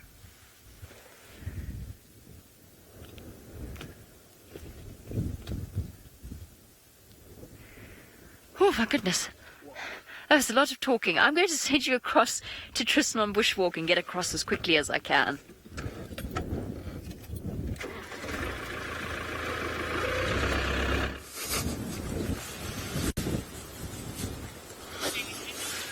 Well, in the time that the lionesses were hunting, I decided to see, if I could have other eyes, but it's not working very well at all. So we just decided to put little balls of scrub hair dung there, and I have no idea why. We were just messing around in Senzo, and I thought it would be quite funny. But the reason I found these little scrub hair balls is because you guys were asking whether or not we see signs of scrub hairs, and we most certainly do. And these are the best signs that you can find of them. So often we won't find tracks, but you will find their little dung balls. Now you'll notice that their dung balls look very different to that of all the other animals. They take on a much lighter coloration. And that is because these little dung balls are defecated and then re-eaten and then basically processed once more. So every little bit of nutrients and moisture is sucked out of them, and that's why you end up with this white. Also, they feed off grasses and not leaves and plant material that has lots of tannins in it, and so then you don't get that more sort of coppery stain to it. The other reason why I always look for these, and this is a habit that I've had since I first started doing bushwalks, and I was taught this, is that these things are the best things in the world to test wind. When you walk around in these areas, and a lot of the guys will carry ash bags because ash bags work quite well, but for me, scrub hair has always been the best thing. And the reason why is because I'm going to move now because I don't want this in my mouth. But you squeeze it like this and it will break apart. Then all you do with your fingers is just slowly but surely let it go. And because of how fine the grass is, it gives you a really good indication of where the wind blows. So they're the best things to carry around in your pockets. The problem is I often forget them in my pocket, and then my washing goes to the laundry and it comes back then and there's just grass all over the place in the pockets, which is a bit weird. Right, let's get rid of that. The other thing is that we do have in this section over here now, Senzo, I don't know how we're going to find it because I've lost it altogether now. There was a spider, which is one of my favorite spiders. At this stage of the year, we don't see too many insects, and so our spider is a nice find. It is a tropical tent web spider, and you can't see the web so nicely now because the angle of the light isn't quite right where we are. But the spider is sitting just in its little tent. You can see the slight curvature upwards of the pitch of the tent, and they sit in there, and they often will build their tents basically on the edge of a game path. So they build it just in with these spiky thorn trees, which allows them protection from the birds. But as animals walk on pathways around this tree, so they're kicking up insects into that web, and that's why the web is shaped the way that it is. Because as insects fly up, if the web was built any other way, it would be quite difficult. But because the web is built facing downwards, the insects fly up, and they're going to then get caught in that tent effectively. You'll then see that they'll run down, grab it, inject the venom, spin it up, and then feed off it as the venom takes place. But what's also really cool about this particular one, and I think they're eggs, I can't see you very nicely, but just below, and it's a bit of a tricky one, but below the spider to the right is two little sacs, and I think those two little sacs are the egg sacs for this particular one. It could also be insects. It's difficult to see because it's completely against the light at the moment, and the wind is howling, so it's making it move quite a bit, but they look like little egg sacs, which is really cool. Right, now, we've seen our spider, we've played around with scrub hair dung, now it's time to get a little bit more serious. The sun is starting to get down, which means it's the best time to try and look for these ellies around water, so we're going to start really focusing on that. While we do that, Brent Leo Smith is with 5 of the fastest animals in the world, so let's go across to him. Well, thanks, Tristan. I hope you have some luck with the ellies on foot. Now, we are not with the 5 boys today. We left them exactly where we last saw them this morning, and they hadn't moved. So Dave and I decided to go on an adventure, and this adventure is turning out to be very, very productive. We have Amani's 2 daughters here. Now remember, this is 100% live, coming from Kenya, and we are in a dangerous country. Now, not from, of course, the lovely cheetah ladies that we're looking at, but from the weather that is rolling in from the north of us. But fortunately, we are well prepared to sit out the weather to see what these cheetahs get up to. remember to use the hashtag Safari Live on Twitter if you want to get hold of us. Now, it looks like they have made a kill today. If I look carefully at her face, I do see a pinkish tinge. So there's a bit of blood on her feet, on her paws, and on her face. However, with two girls, I'm not sure what they caught, but they don't look that full. And we are getting towards the crepuscular hour, which is the best time to be with cheetahs, because that is when they hunt the most frequently. And of course, it also helps that there's a couple of, or tens of thousands of wildebeest just behind me.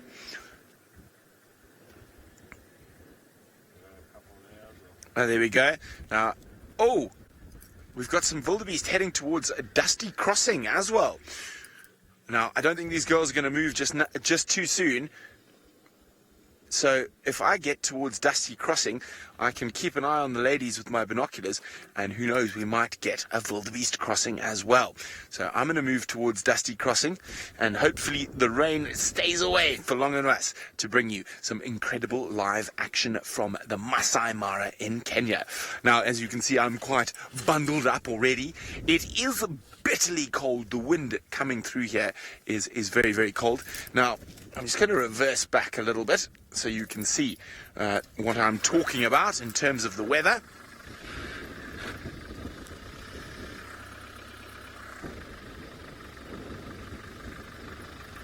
Look at that.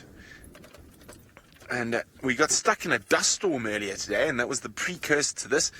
We survived the dust storm, and I'm sure we'll survive the rainstorm. We really need to start worrying when we can't see the escarpment. That's when we know we need to start preparing ourselves, hunkering down, and closing up the flaps to protect ourselves from the weather. And we just sit it out and keep nice and cozy inside our closed-up vehicle. And when that happens, Nicholas, our Sky, says that the wildebeest are crossing. Hold on, hold on. Okay, here we go. It's time for a Ferrari safari on steroids, because in this wind, it feels like I'm going 4 times faster than I normally do. Girls, we'll be back with you in a second. Don't go anywhere. I'll be keeping my eye on you. Nicholas, our ranger, thinks I'm very funny. He's laughing at me and giving me the thumbs up. I'm not sure, sorry, because there's so much wind I can't really hear what Kirsten's saying. So if you're going to go away from me, I'll see you shortly, hopefully at Dusty Crossing.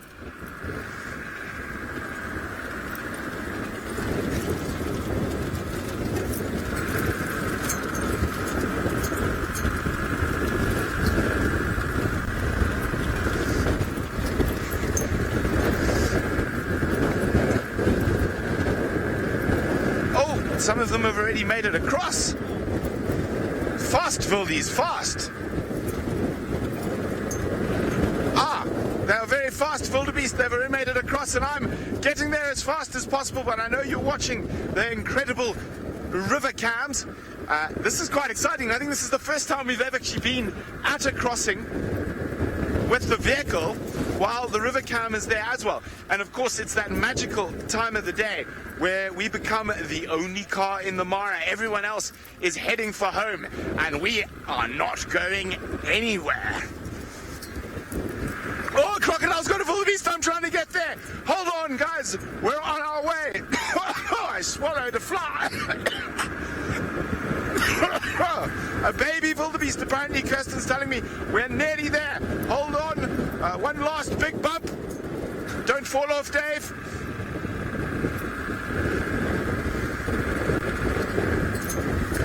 Apparently the wildebeest is still trying to escape. We're going to be there in a matter of seconds. 2 crocodiles now apparently on it. There are still some other wildebeest approaching from the other bank that you won't be able to see. Okay, Dave, can you... Oh, there we go. Okay, well, we're here. Bouncy, bouncy, lots of rocks. There's a 3rd crocodile actually coming in.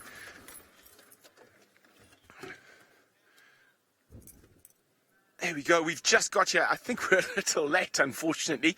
And we weren't even that far away. Wasn't a big crossing, not too many animals. And our 3 crocodiles descended on that poor baby wildebeest.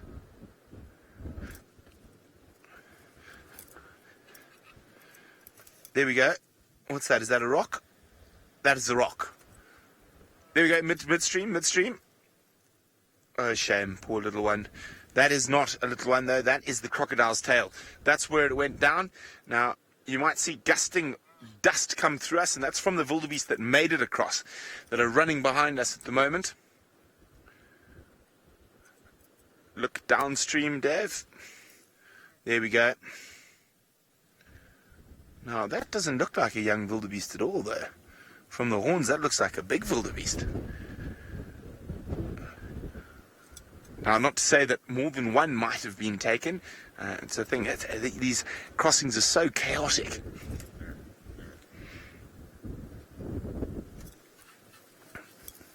Where are my binoculars now? Binos. Now, the funny thing about these wonderful...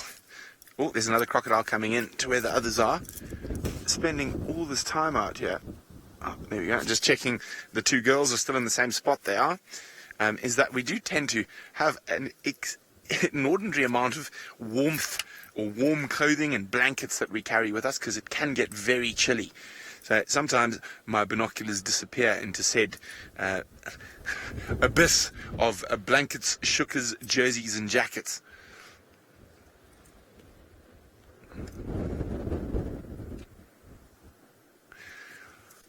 Hi, Hunter.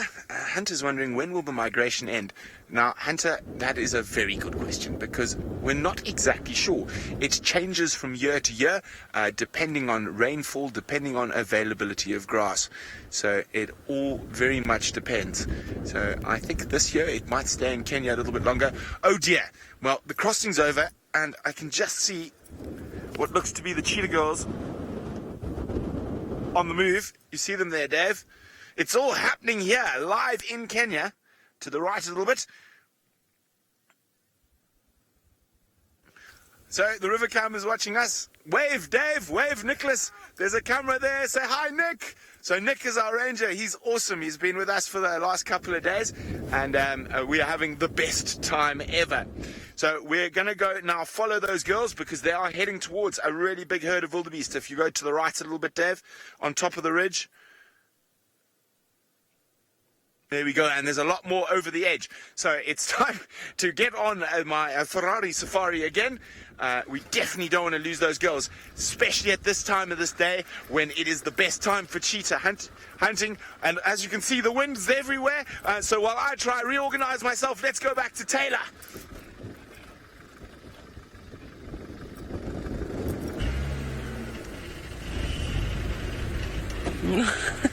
Quick.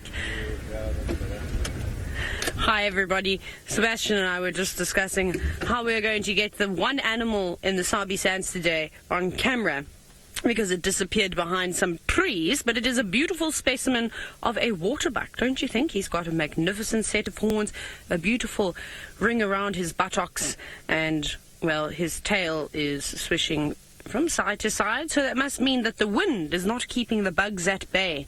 They're still biting him quite a bit. It's actually been exceptionally quiet today, but again, it's not to be unexpected on these windy days. It's just one of those things. The animals don't like the wind. Even the birds have been hard to put on camera.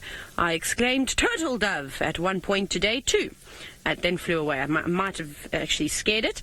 But the day is not over just yet. Of course, there's still plenty of time to find all sorts of wonderful creatures. It's just a pity he's gone behind all of those trees. Now, he might be on his way towards Treehouse Dam, or he could go to Twin Dams. It could go either way at the moment, and to go and have a drink, but he's still a little way off. I haven't even really seen any impala, the odd inyala here and there hiding behind the thicket.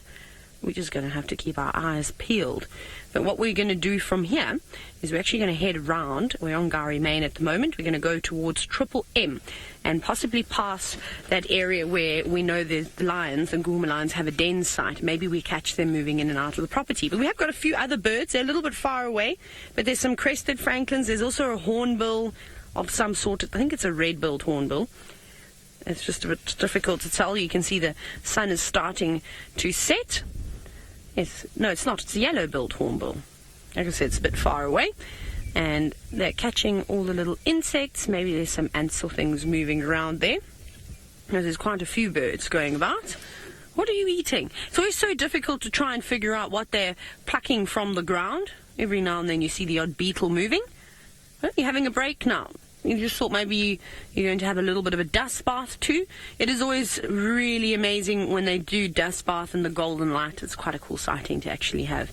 If only it would go out onto the road or into a spot where there is a bit of sunlight. But no partner. Oh, look at that. Do you see how it was following something? That was amazing. It's incredible to watch these birds move their heads around. Obviously, armed with that really a big beak, it must be quite heavy, I can only imagine.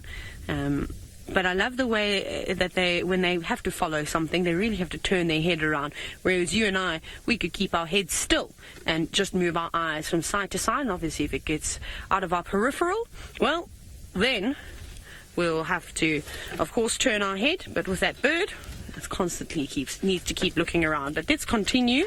Let's see who else is going to be around here. This is actually the most bustling spot we've had all day. Even Chitwa Dam wasn't quite this busy.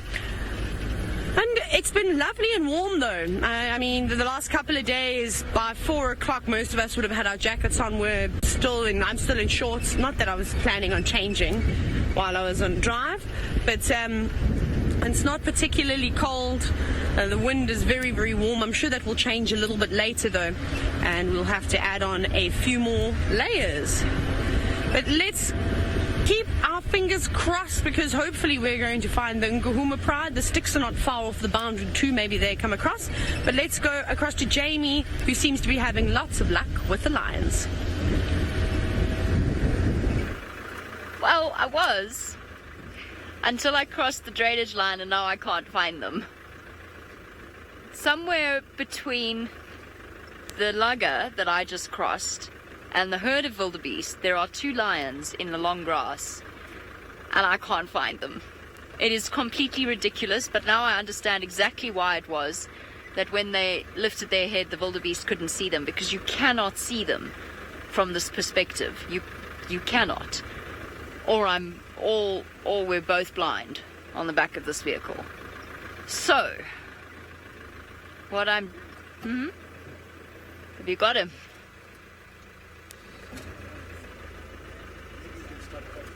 Okay. We're just figuring out where these lions are.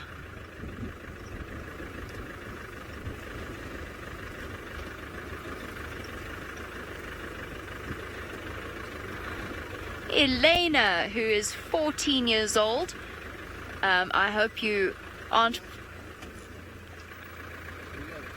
Yes. Sorry, Manu. I've got the lion. Sorry, Elena. Elena, you want to know... There they are. Got him. Whether it would be easier for a lion to hunt... And I'm sorry, I'm concentrating on not losing them again. There they are, straight ahead of me. Hunt a large group or a small group of wildebeest? The answer is a large group of wildebeest. Absolutely. There you go. Got you. There we go, straight ahead of us. We were so close and yet so far. A large group of wildebeest is absolutely easier, because there's a much greater chance that you're going to catch one. First of all, they actually almost bottleneck each other into a tight space. And secondly, oh, here comes a galloping panicked zebra, but that's just because of the wind. And secondly, there's just more targets to choose from.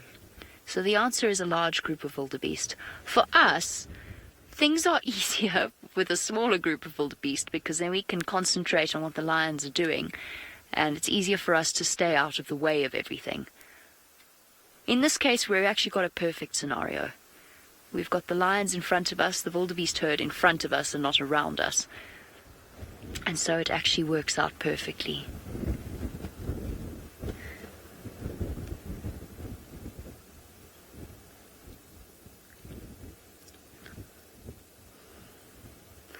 Eowyn, I want to know what the lion's sprint distance is.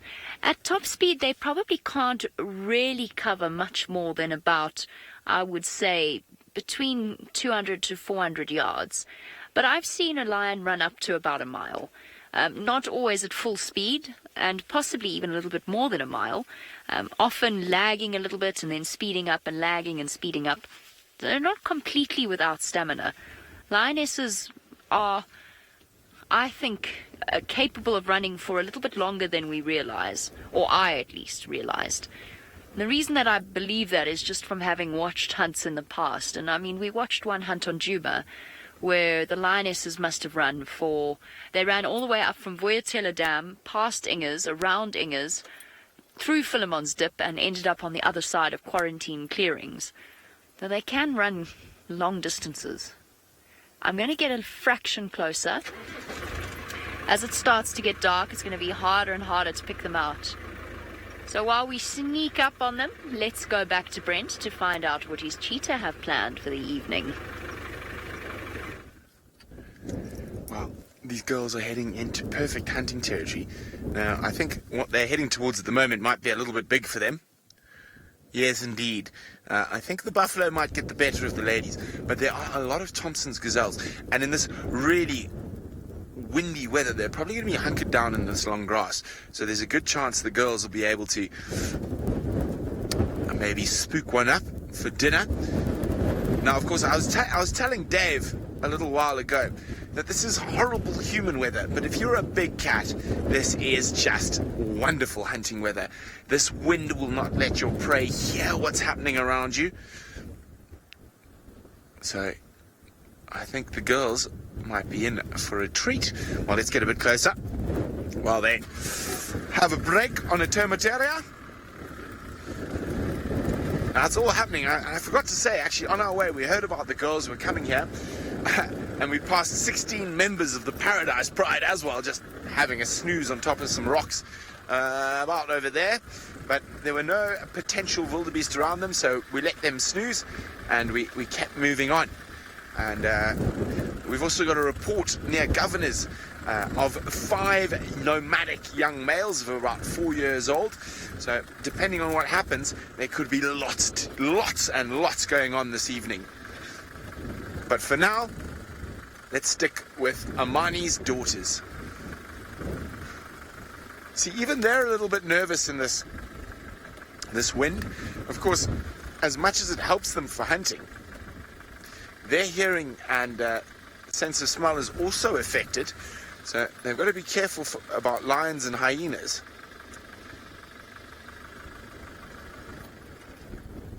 Oh, this wind is so strong. But looking back over me, I can still see the escarpment, so I'm hoping that's a good judge that I'm not about to get drenched just yet.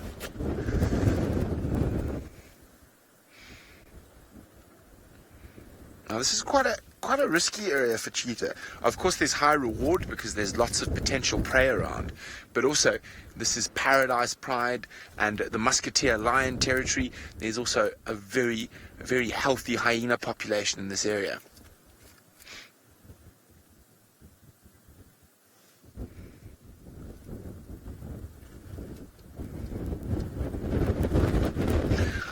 Hi, Philip. Philip says, but these are young girls. It is said that females don't form coalitions. Philip, it isn't unusual in their first year after becoming independent from their mother that they will stick together for comfort. But once they reach sexual maturity, they will split. So at the moment, they are young. They've only been away from mom for a few months, so they're still sticking to those cub bonds. Very similar to what you would see with leopard cubs. But as they get older, those bonds will break and they will become solitary.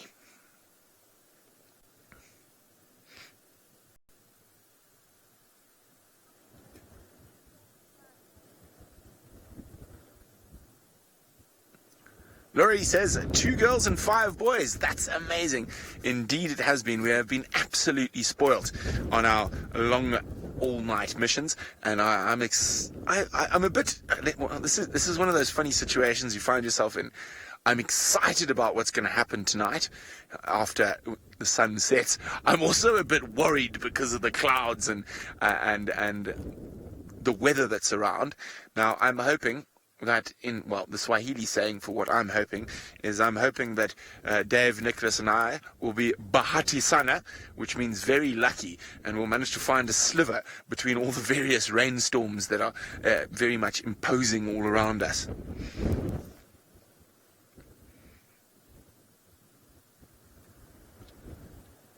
Now they keep hearing. Let me get my binoculars up. Let me have a scan to see if there's any potential cheetah prey around, apart from the buffalo, which are definitely not potential cheetah prey. There are some wildebeest in the distance. Those are the ones that just made it across Dusty Crossing. Now, it's actually stopped now. We could see very much why Dusty Crossing was called Dusty Crossing earlier, as the dust really just streaked across there. The Swahili word for dusty or dust is vumbi, so it's actually called Vumbi Crossing, Dusty Crossing. Now there was another small herd that turned around, or part of actually the other herd, but they.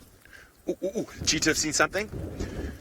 One girl's just jogged off behind us. I don't know what she's seen. Can you see her, Dave? Where's she off to? Did it look like she saw something, or she just decided to have a jog down the termite mound? Oh no, she decided to have a run. The other girl's running past. Let's just have a quick look. They're going to play. I think they might. And you can see, even though there was blood on the face, they definitely haven't eaten well. Well, we're going to stick with them while we stick with these cheetah. Let's go back across to Madam McCurdy and a warthog.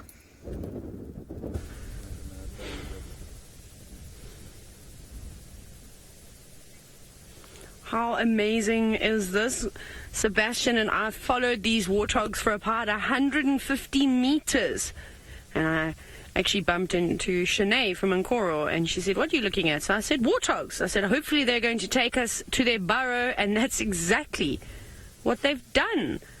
Now, both adult females have disappeared into the burrow. These are the little sub-adults now going in. What's the time? Let's have a look at the time. It's 5:20, and that apparently means bedtime for the warthogs. And most of you know they are let me try that again. Most of you know that they are diurnal, and at night they will seek shelter in, of course, burrows like this from a termite mound that probably an aardvark or something along the lines have created. It could be an old hyena den, it could be a number of different things, and they're utilized by the various animals. And you can see, look at the dust coming out of there now. They obviously are doing a little bit of redecorating inside, and you constantly have to do that, of course, especially on a windy day like this, and also when you're moving in and out of the entrance of that hole, you're kicking in a lot of the dirt. So you take your snout, which is almost got a sort of hard ridge on it, and it's very, very good for sort of shoveling things out. Perhaps it's even got its bottom facing the wrong way, and maybe even kicking the dust out like that. But that was amazing. It's not very often that you get to see warthogs actually returning to their burrows. It's almost quite difficult to try and pinpoint where some are living, but they won't stay there forever. There might be a couple within the area that they'll change, I reckon, every 2 weeks or so, just because of the parasite buildup. Lots of fleas, lots of mites and things, and then of course, predators will figure out where they live. That is amazing. Now, Mike, you're wondering if diseases on Djuma are more of a wet and dry season rather than sort of 4 seasons. You're 100% correct in saying that. So typically things like mange come about in the drier seasons, and then things like schistomiasis or bilharzia and other parasites that are in a snail form or need water to survive will typically be in the wet season. So again, mosquitoes, that's when malaria pops up, and a variety of different things, blue-green algae poisoning. All these things start to occur. Okay, well, blue-green algae poisoning will occur more in the drier seasons when there's not constant sort of refilling of the natural pads. But yes, you're 100% correct in saying that. This will be quite interesting to see. We must actually come and have a look around this area if we see any particular predator tracks, sort of maybe they pick up on the scent of these warthogs. And this is normally a good crossing spot for leopards, now that we know. And we'll try and keep tabs and see how long this family of warthogs decide to live in here. There must have been, there's 2 adult females, like I said, and then I think there were about 6 sub-adults that I'm sure belong to both of those females. How many sub-adults belong to which female, I'm not exactly sure. But that's not amazing.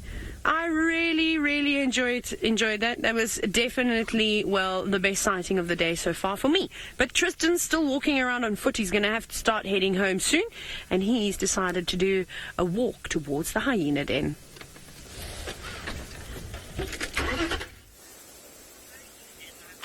Well, I'm not at the hyena den, Taylor. We're in an area that looks like it possibly was the hyena den before the one that we found the other day. Now, the reason I say this is you can see there's a burrow that goes in there. Now, I'm not sure if there's anything in there now. I'm trying to see and look inside. I can't see anything. There are a few little tracks, but I can't make out what they are. The soil is very rough here. But the reason why I say it could have been an old hyena den is, one is we've got this excavation going into the mound that you see there. There's also a clear indication on this mound that it's been utilized quite heavy, that there's been a lot of movement on it at some stage. And the other most obvious sign that the hyenas were here is just round the corner. So when you have hyena dens, what you'll find is that the dens themselves, when they get utilized, the adults spend a lot of time here, and of course the adults, when they spend time, need to go to the toilets. So if we come and have a look over here, there is a nice big pile of old hyena dung. So you can see these big white almost balls that you see over here is very typical of hyenas. That's what you'll see, and this is not the only one. There's about 3 or 4 of these dotted around the mound itself. So I would imagine that this particular, let me get rid of that for you, Senzo. But this particular dung was done quite some time ago. You can see it's white. When it first comes out, it's more of a light green color. So I think this den was utilized, and that's why we couldn't find the hyenas for quite some time. This is in the middle of a block. There's no roads anywhere near here, and so it's quite exciting to know that this is a potential den. It means that in the future we can come and check here, and if we don't find the hyenas at any of the other dens, that this is another spot that we can check. So that's very exciting. What you will find is, after the hyenas move out, things like warthogs, as we've just seen with Taylor, will go in, porcupines, aardvarks, pangolins, varying other things. So sometimes it's quite cool to actually look inside there, and sometimes you can spot stuff inside. The reason why I know that there's not porcupines inside here is because if there was porcupines, we would actually find evidence of bones around there. You find that porcupines are quite big into chewing on bones for calcium. They do it much like what zebras and giraffe, they'll pick up and they'll chew on it to gain calcium. So porcupines often have little bones around there. Very cool to see though. Right, Senzo, let's go this way. SLB public, you want to know how far I will walk from camp before it gets dark? Well, we're going to have to start heading back to camp. I'm quite far north at the moment. It's not too bad. It should take me about, I would say, half an hour to get back from here if we walk fairly steadily. So I'm going to try and start heading back now. Unfortunately, our elephants just kept pushing north, and we just couldn't keep up with them to get to them in time before we have to start turning back. Because ultimately out here, especially windy like it is now, we don't really want to be on foot in the dark. With lots of elephants around, there could be buffalo, we know leopard, lions, and you don't really want to tangle with any of those animals at night. Our senses are so dull in comparison to those at night time that you really can't mess around. So we're going to start heading back, but just now we had the best surprise in the whole world. We were walking along and we had 2 spotted eagle owls burst from right out in front of us. We tried to find them again, but we didn't. But I think they might be nesting in a certain section, so I'm going to come and check around here on future bushwalks. Now, talking about walking and bushwalks and not bumping into things in the night, I believe Jamie Patterson is still with the lions, and I'm sure they're going to want to go hunting this evening. I am sure they are, although I'm very glad that I'm not out on foot with said lions. We're basically right next to them, and they are next to invisible to me, which just goes to show how difficult it must be being a wildebeest and spotting a predator hidden in the grass like this. She's there. She's just lifted her head now. There we go. She gave a little bit of a yawn. I can just see her. Oh, gosh. There she is. Well done, Manu. There she is, hidden in the grass. The difficulty here is that these lionesses are not 100% relaxed, A, and B, they are hunting. I have no intention of in any way spooking them so that they feel the need to stand up and give away their position. So what that means is that we've got to sit tight, we've got to make do with a view of an ear, for now, just between the fields and plains of red oat grass in front of us. The wildebeest haven't spent much time here. The second lioness is somewhere there too. There you go, there's the wildebeest. It's taken me a little bit of time to get used to just how much the shot is compressed. They are now from the closest wildebeest, and admittedly a lot of the wildebeest have moved away. They're now about 50 yards or so from them. So while we wait patiently for, well, essentially for our lions to move so that we can see them, at least Brent's cheetah have decided to do some wandering about. Well, welcome back. Indeed, they have. Well, we're doing some wandering, and it's quite strange. I've developed some... Oh, dear, we've got some flappity flap. I'll sort it out now.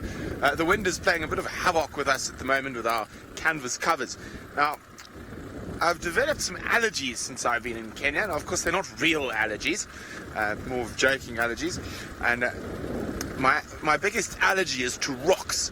Now, the lions and cheetahs seem to like to take me bouncing and bouncing over rocks. We can only go very slowly. So is everyone ready? I'm about to give you the most gorgeous screenshot opportunity. So fingers at the ready. If I don't hit one of my allergies in the long grass.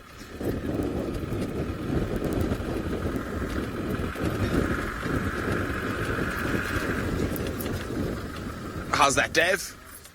Oh, we've got a flappity flap in the way. Well, hopefully it'll stay out of the way.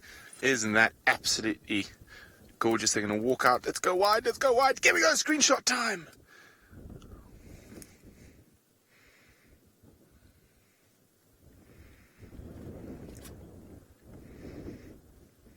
Now, Elena, who's 14 years old, is wondering, is there any difference in speed between male and female cheetah? Not that I'm aware of. It's possible that males might be able to just get a little bit faster because their muscles are a little bit bigger. Now, I know Scott's seen these girls take down scrub hare before, and I almost think at certain points it looks like they might even be searching for scrub hares in this long grass.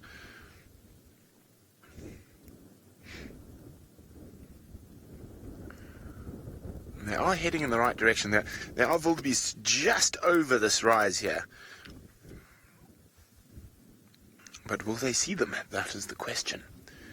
Now the grass is getting quite long as we head up towards Rhino Ridge, away from Main Crossing.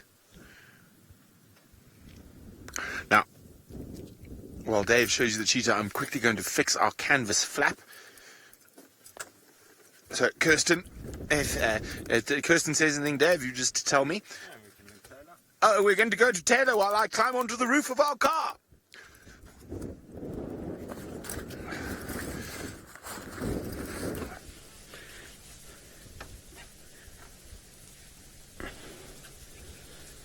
So, it seems as though our luck is now changing. How cool is this?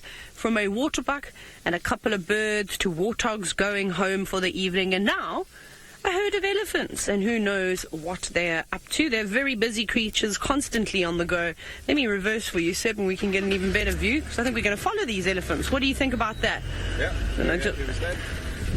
Good, because you didn't have a choice. No, just teasing. Right, that was funny. Let's carry on. Oh, there's some little ones coming. Not any teeny tiny tots that look like, you know, they're just been born, unfortunately. But a few that are a couple of months old, and hopefully will provide us with some entertainment. Because, like the hippos normally get quite excited at the last sort of bit of light, I've noticed that young elephants do exactly the same thing. Hello, everyone. And they seem fairly relaxed, considering the horrid wind. Oh, here we've got a curious one.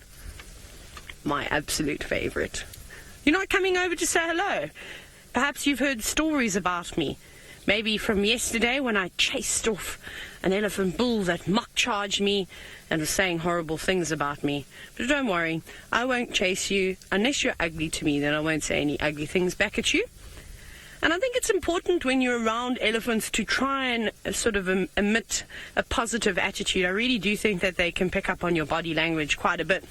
You know, move even just a little bit further forward, because there's a youngish calf, and I suspect that they're going to walk sort of this way, and maybe the rest of them will come around us. It's quite a big herd. It's very difficult to sort of tell how many there are, but just from scanning around as you watch this youngster feed behind its mother, there's some naughty young bulls that are coming this way, and they seem to be pushing and shoving each other. So hopefully they're going to push and shove each other when they come this side too. It's just a bit far for us to see, but they're they just can't, well, not they can't, they don't seem to stop sort of filtering out towards us. They're everywhere. But again, all the elephants that we're seeing at the moment, all the females, and I don't know if you've been noticing this, you might be able to go back and have a look at your screenshots. Okay, maybe not all the females, but majority of the cows are secreting from their temporal glands, which I find fascinating. And I wonder if it is just because of the change of season, and I briefly touched on this, and the fact that the vegetation is not as nutritious as what it normally is in the summer months, but it's still not very bad. I mean, we're almost at the end of August. There's still a lot of vegetation around. Yes, the grass is yellow, but the trees have still got a few leaves on them. I mean, they haven't really even started bulldozing trees over and digging for roots. We're seeing them stripping bark here and there, but not anything, you know, out of the ordinary. And I'm sure after the drought which we've just come out of, if life should be a little bit easier. I mean, there's still water around all this type of thing, and I'm sure there'll be enough water in the pans. It'll come close, but I think that there'll still be a bit of water about for them to drink. I think we're very lucky that we can traverse on Cheetah, because that dam will stay full all year round. And when the other pans start to dry up, that's where they'll go to. And because it's so big as well, that water's constantly moving, and it'll take a lot longer for it to get to that sort of putrid stage where it's not particularly nice. Then, of course, Gallagher Pan is also pumped, so we should start to see more and more elephant activity right around and on our doorstep. Hello, girl.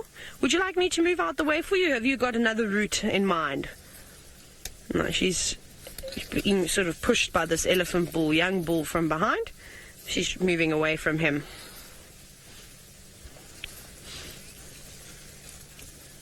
I'm just going to sit up quickly. Now, Delresh, you're wondering who is more... No, I've missed that. I'm sorry, Megan. It went in one ear and out the other. I apologize. That was terrible listening skills on my behalf. Oh, there we go. So, Delresh, you're wondering who's more curious, male or female elephants? You know what? I actually am going to not even... It doesn't even depend on the sex to me. It depends on the age. That's what I'm going to say. But, of course, there's always ifs and buts and, you know, the exceptions. But I find that young elephants, sort of younger than 6 months, are often quite curious, and they don't understand what we are just yet, and they try and work out whether we we're a toy, or whether they can intimidate us, or sort of what their plan is. And then you get the next set at about 10 years old or so. And I've noticed typically with, this is now obviously sex dependent, the females that are obviously sort of pre-puberty, when they start becoming sexually mature, obviously lots of hormones flushing through their system, and unfortunately we notice they throw a lot of temper tantrums, and we've had many encounters with young teenage females come around the car very curious, and not necessarily always nasty, but again trying to intimidate us is quite entertaining, of course. And then they move on once they get bored. And then the next set, I find, is the young elephant bulls that are about to get pushed out of the herds, or the ones that have been pushed out. They either come over the bigger bulls, and like we experienced yesterday, and shake their heads and try and intimidate us. Obviously, we don't put up with nonsense like that, especially from a young elephant bull. We've got to curb that behavior around the cars. And then the younger elephants, just sort of being, before they get pushed out, they're quite curious. They come over and they smell the cars, you know. But again, most of the time elephants don't really want to interact in a negative way with us. We don't want that, and we try and leave all sightings on a positive basis. Again, with a few exceptions, when you have a young naughty bull and you need to tell him no, no, no, and then you might not be the way you wanted to leave, but that's just one of those things. We find that he'd been shouted at by 10 different cars on that same day. But they're moving particularly quickly, sort of a general speed that an elephant will do. They'll feed every now and then, so put their heads down, and their trunks really go down to the ground, pick up a lot of vegetation. They're feeding on different things. Some are feeding on leaves, some are feeding on grass. Those two, what are you tucking into? That little one seems to be fighting something just from the swaying of its head. It must have been a tough piece of grass that it was trying to pull up. There we go. Not really wanting... Are you going to eat the rest of those roots? Or are you going to pop it on the ground? A big herd of elephants. And I noticed that the clashing of tusks caught Seb's attention. So we're going to try and find those youngsters. So while we reposition, I'm going to send you all the way to Kenya with Brent and the cheetah.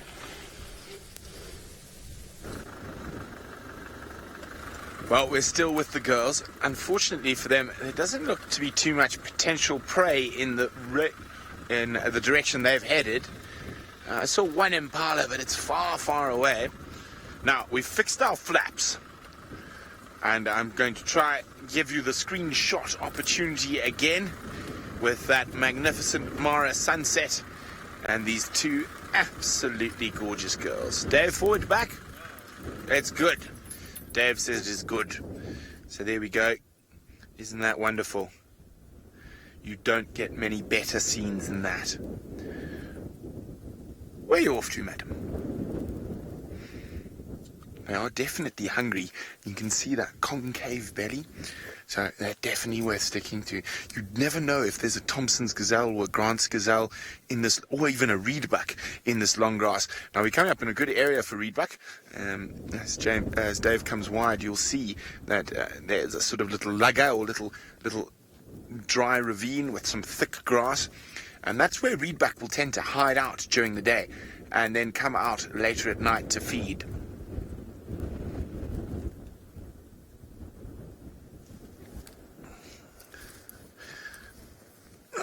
I think it was Lindsay who was asking, are female cheetah more aggressive with the hunt than the males? I would say not at all. I'd say the males are definitely far more aggressive with the hunt, and they will definitely attempt to take down much bigger prey than the girls. Okay, let's keep up with them as they head into the long grass. Now we've got some topi up ahead. There's also wildebeest and zebra spread throughout this area up here. And cheetah cover incredible distances, often far further than lion or leopard. I'd say probably the only animal that can outdistance a cheetah in a night is a spotted hyena. They're capable of incredible feats of distance.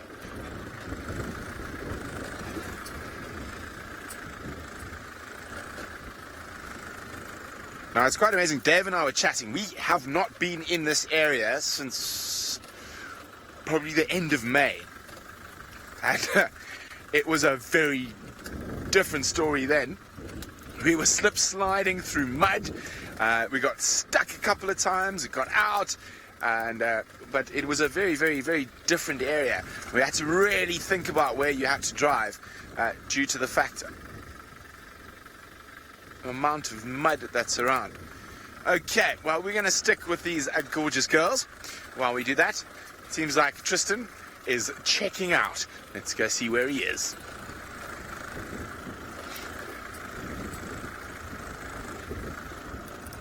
Well, we're slowly but surely on our way down towards the dam. We've walked quite fast to get back because the light is fading much faster than we thought. So we've been striding a little bit to try and get all the way back to where your camp is and to the shelter and sanctity of light and structures so that we don't get caught short.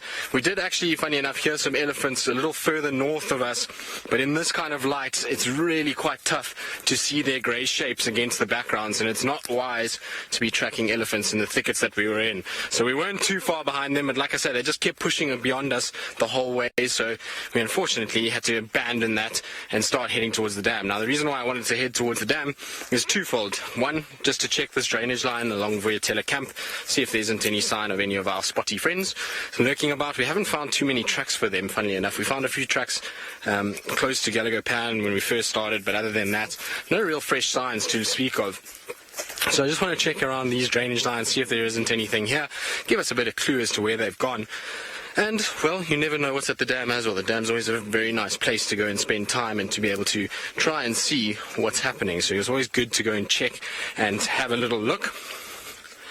Now, I'm going to slowly make my way down towards the dam, and then we're just on the last pathway before we push through this thicket and to the dam itself. And I believe Taylor managed to do what we didn't, and she's still with her elephants. That we are, Tristan, and if you're heading home, I think it would be a good night to make a fire. So hopefully when we come back to camp we'll get nice and toasty. But I said what we were going to do, and luckily the elephants are playing, part of the game that I was hoping to play. And that is the two youngsters that were pushing and shoving each other around. So here they are. They're between about, I'd say anywhere between 7 and 10 years old, these two young fella. Perhaps they're a little bit tired now. They were pushing and shoving each other quite a bit, but they've let down. And I think it's because they're at the end of the herd, and the mother is, I don't know which one of these males, she seems to be, I don't think she's 100% well. She looked like she had a little bit of diarrhea, and she showed some agitation towards us, but I don't think it was sort of aimed at us. I think, it was sort of displacement, aggression. So I think she's a little bit unwell, and she's just sort of saying to us, keep out of my way, I'm not feeling well, I'm moody, I've got two annoying young elephant bulls that keep pushing and shoving and getting left behind, and she's just a bit on the agitated side, so we'll avoid her. But let's try and catch up with these bulls. They're going to actually pop out into the spot that we were a little while ago. We just need to quickly turn around.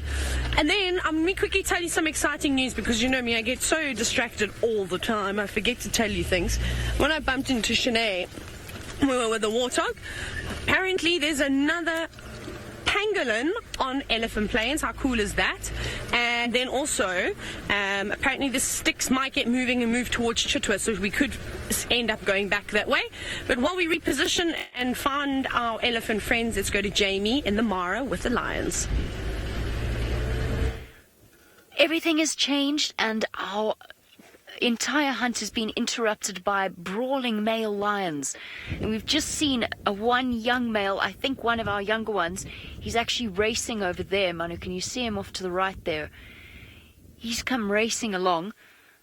Oh, little one, he's so frightened. He's been beaten up by a big male. And this big male, oh, there he goes again. He's going for him.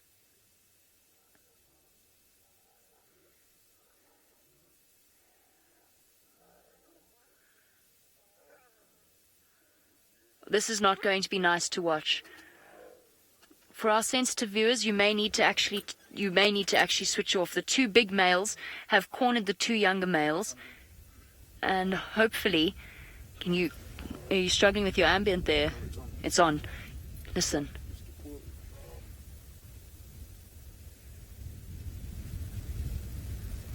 Oh, they're scrapping badly. I was a little bit concerned that we might actually end up with a fight situation where the older males could potentially kill the younger ones. I don't know if they're related. The females have gone. Females have gone completely. Where did they go? Doesn't matter. We'll come back, find them. I think they're getting out of the way. Here comes our young males. It's our two young boys and two massive males racing after them. The females have skedaddled. They want no part of this. They're not going to hunt now. They're going to get out of the way, which makes complete sense. There goes our young boy over there. One young male there.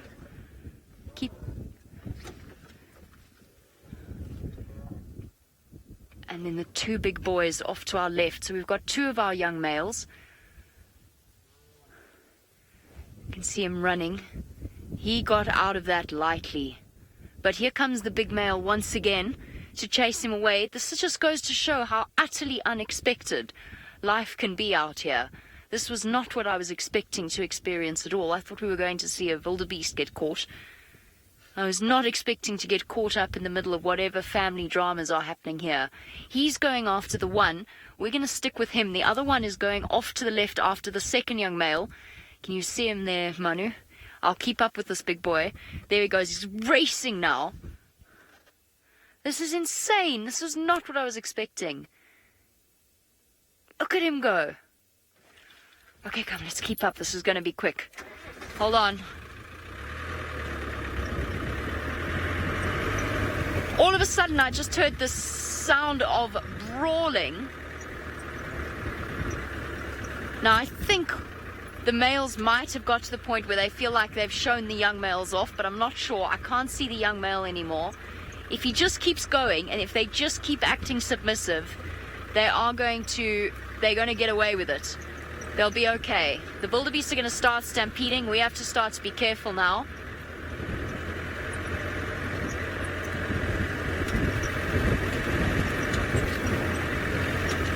Male charging into the middle of the wildebeest.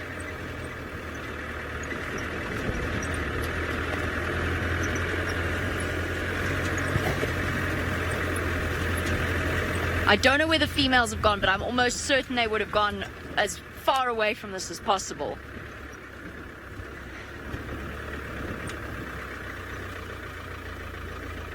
It's amazing. They don't panic when they can see. There's our male. The younger male's disappeared. I don't even know where he went.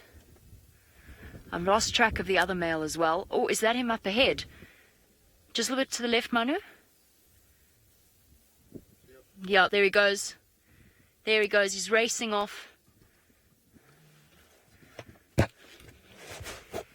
I think...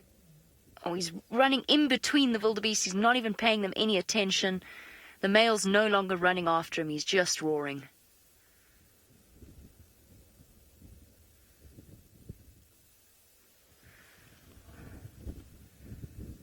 The roars of the second male.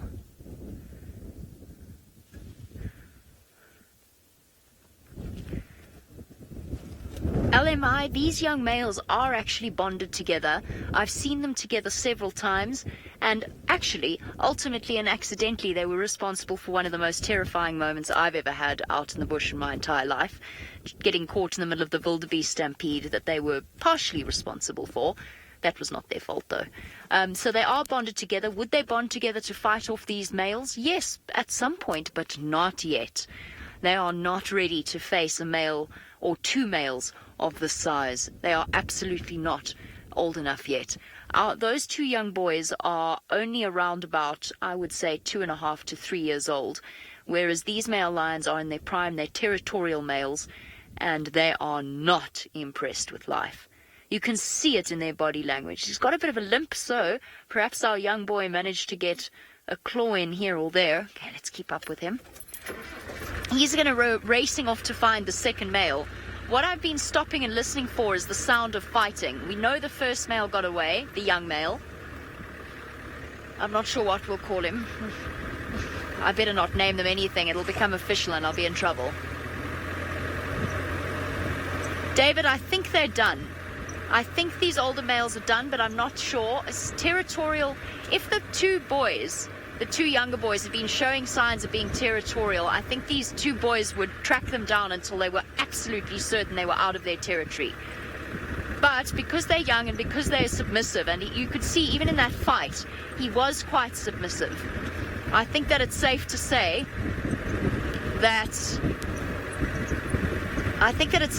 that they're going to give it a rest now, depending on where that second young male is. Oh, this is such an act of faith driving through here like this. Everybody just hold on, because we could hit anything at any moment. Manu, I mean you as well. I don't want to slam your face into the camera. I would feel very bad. He goes out. He's running now. The second young male, I've been listening for signs of another fight, because that's what alerted me to what was going on. And I haven't heard anything. So I think he's okay. But it is the older male. Oh gosh, this is going to get confusing. The two young males are about 6 months apart. One is slightly older than the other. The youngest one has just got away. The older one is the one that was being targeted by the second big male. We need numbers or letters or something to keep track of this all. There is a second option. The second option is that these young boys are known to these males, and that they are potentially their fathers, and that it's got to the stage where it's time to boot their boys out. I don't think so, though. I think these boys have been distracted by the presence of the wildebeest, and the young males kind of got away with being around. They were roaring, but sort of that side. But because I don't know which pride those young males came from, I can't confirm anything. That was not what I was expecting. Okay, we're going to catch up. There's the second male up ahead. Do you want to see the greet up between the two of them, Kirst?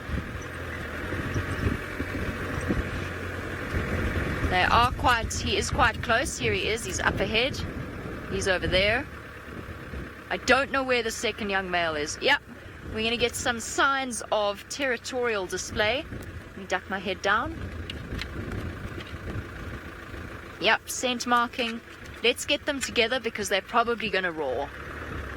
Now that they've seen off the younger boys, they're going to show just how dominant they are. Okay.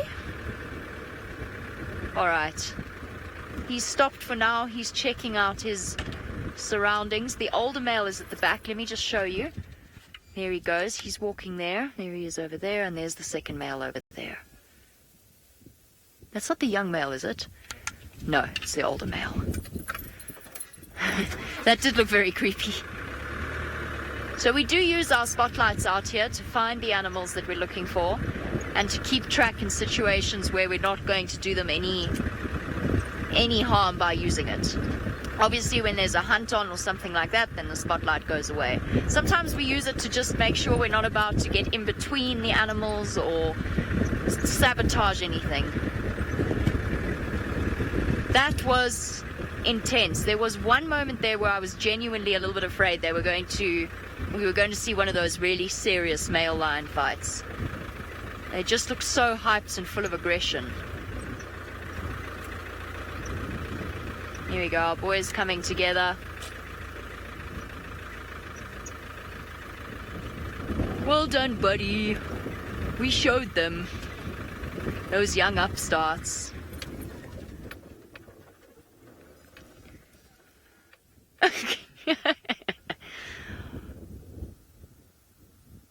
And thus ends the violence for the evening.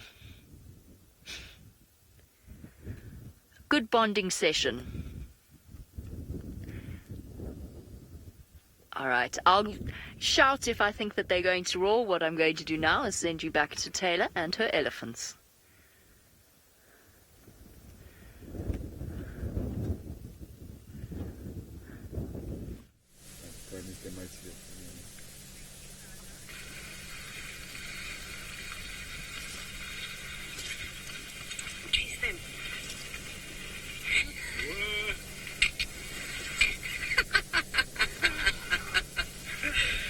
Right, that's what we just saw. It was so funny. I had to show you a video. I couldn't resist and not take one.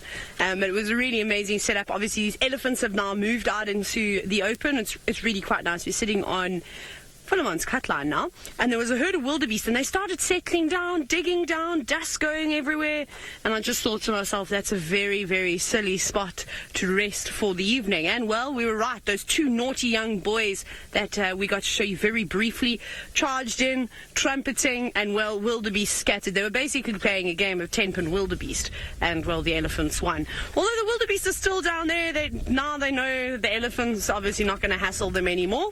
They seem to be a little bit more relaxed. Maybe they're going to come out back to the same spot in the open. I'm just going to go forward. It's obviously getting a little bit darker now, so we'll probably pop into infrared in a moment. Let's just get a good spot.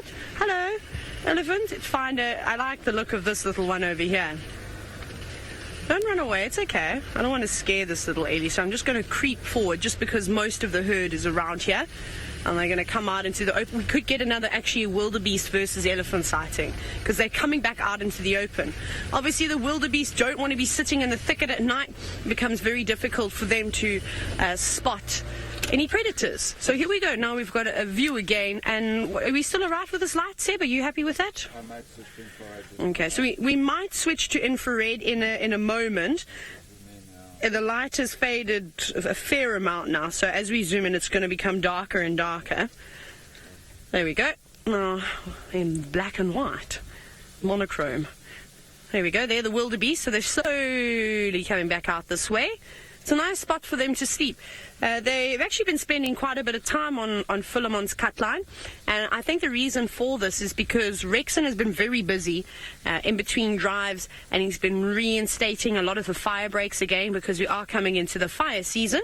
And on Philemon's cut line, he's actually dragged, well, not dragged, but he had an attachment to his tractor, and it was a big spinning blade that cuts the grass. Here we go. This elephant's going to go in, I think, on the right, and is going to chase them again. Yes.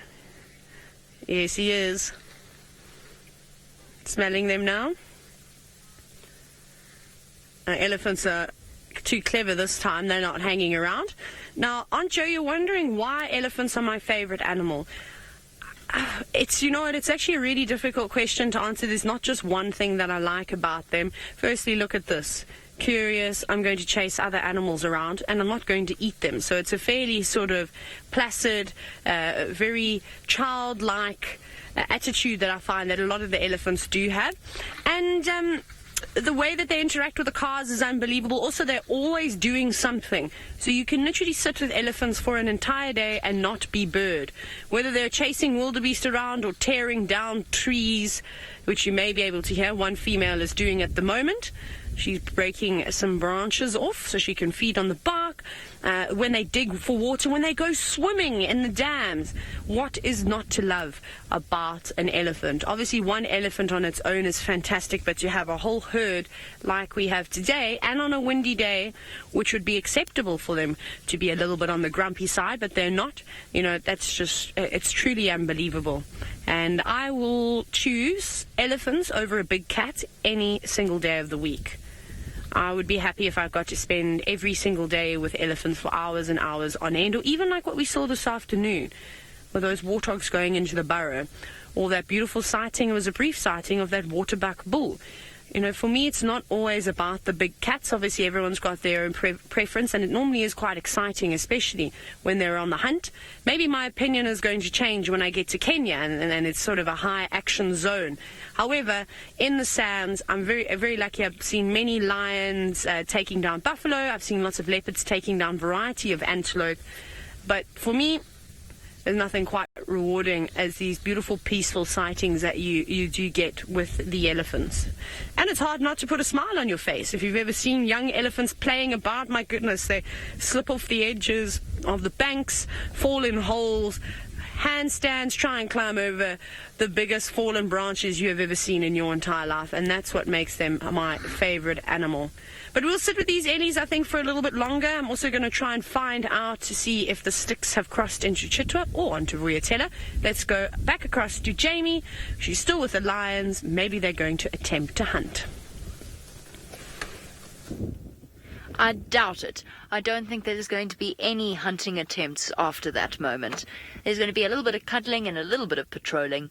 But these two boys don't have any intention of going off hunting. The females have skedaddled. I don't even know which direction they skedaddled in. And the two young males, of course, are probably still running by the time they hit Tanzania. I hope we see them again. I actually became quite fond of those two little things. I always have a soft spot for the young male lions. Now, typically what I would do is I would sit and wait for the roaring that is bound to happen. However, I would really like to start running home. I'm about an hour from home and about half an hour away from the storm that's gathering lightning, thunder, wind, and we've managed to escape so far, but I think that our time is up. And I think what we're going to do is take one last look at these males. I'll give us a bit more light. Hold on, let me go.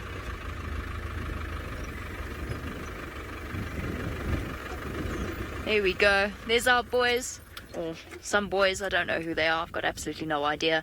I think Brent actually has seen these male lions before. He can't get home. He's going to have to weather the storm. I can, so I'm going to race home. And while I do that, let's send you across to Brent to find out how he feels about all of that. Well, yes, we're too far to even think about trying to race home, or anywhere for that matter.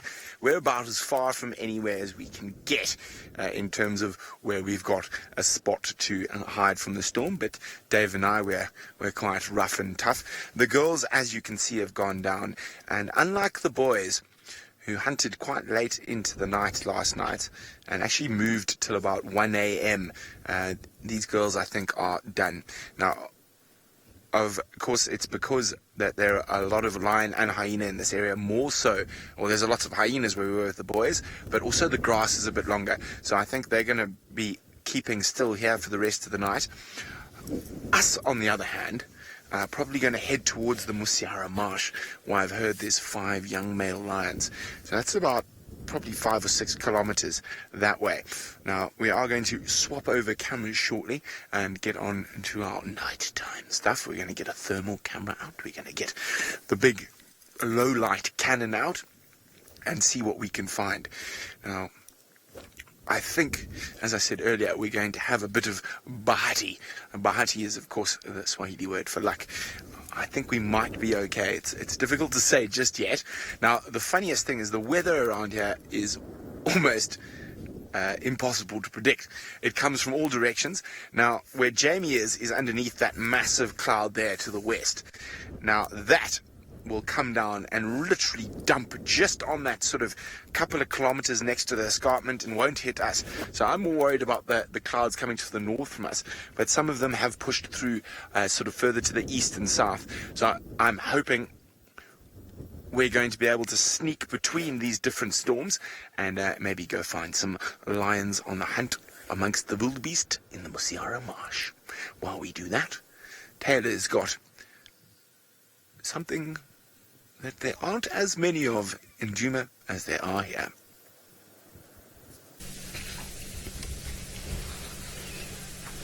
So we haven't really gone too much further other than crawling up the road a couple of meters, and we had another very exciting experience where the two, I think they look slightly older than the two young bulls that had started pushing and shoving earlier on in the drive. They were just running around, and it reminded me of my younger brother and I chasing one another in the shops. Obviously, we're not supposed to be doing that. We're supposed to be standing next to my mother and, you know, behaving. And it was hysterical because they ran right past the wildebeest. Wildebeest panicked, then they ran back again and they went towards them a third time. And one of the cows actually intervened as if to say, if you two don't stop what you're doing right now, you're both, you know, in the naughty corner, or however the elephants punish each other. Actually, they're quite aggressive when those little ones don't behave. And we've seen cows pushing other younger bulls right off of their feet when they get out of line. So definitely strict reprimanding that goes on within an elephant herd, but it was hysterical though. The poor wildebeest just don't know where to go. They almost just stand in the middle the whole time, just going, surely they're not going to run into us. But they're putting on a fantastic show for us tonight, and we really have been getting some exceptional sightings with the infrared lights and the elephants. Remember, we'd never would have been able to have done this without these special lights.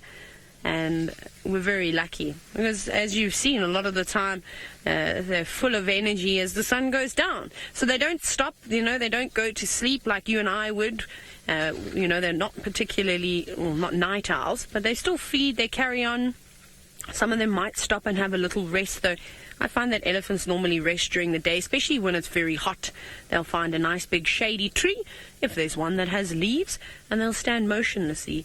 But sometimes they don't even need rest for a few days. There you go, the youngster, curious about the wildebeest. You can just see him standing off to the left.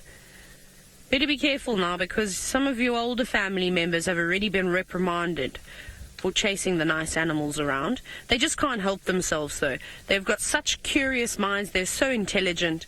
You can't really blame them for wanting to steer off in the direction of the wildebeest and give them a bit of a chase. What I'd love to see, and maybe I'll be very lucky, is to see a similar sighting in Kenya, however, with a couple of thousand wildebeest. Can you imagine a young, curious elephant charging in to a herd of a few thousand, even a few hundred wildebeest would be spectacular.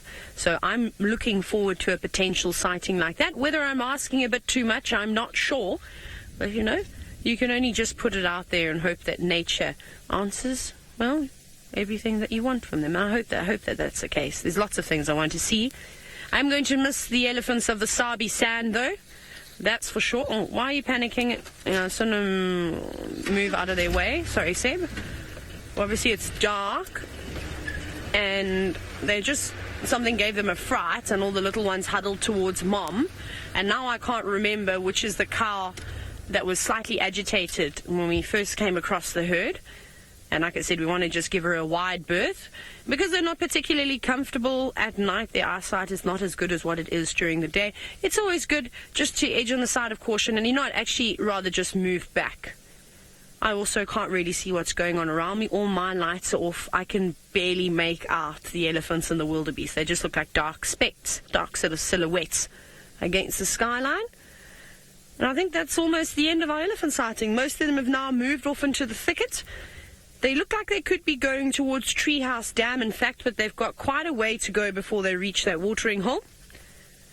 Doesn't look like they've recently had it, although her trunk's a bit damp. I wonder where they would have drank. Did anybody see any elephants at the dam camp throughout the day? You know, you can let us know. Hashtag Safari Live, of course. I can't remember hearing anything about elephants being there. Perhaps they were at... Maybe it's the same herd that Tristan heard cracking branches off of Gallagher. We know that they can move very, very quickly and cover large distances in a real short amount of time. So it wouldn't surprise me if they're all the way over here. And who knows? Maybe because they're so rowdy, they might go for a little night swim in a little bit later.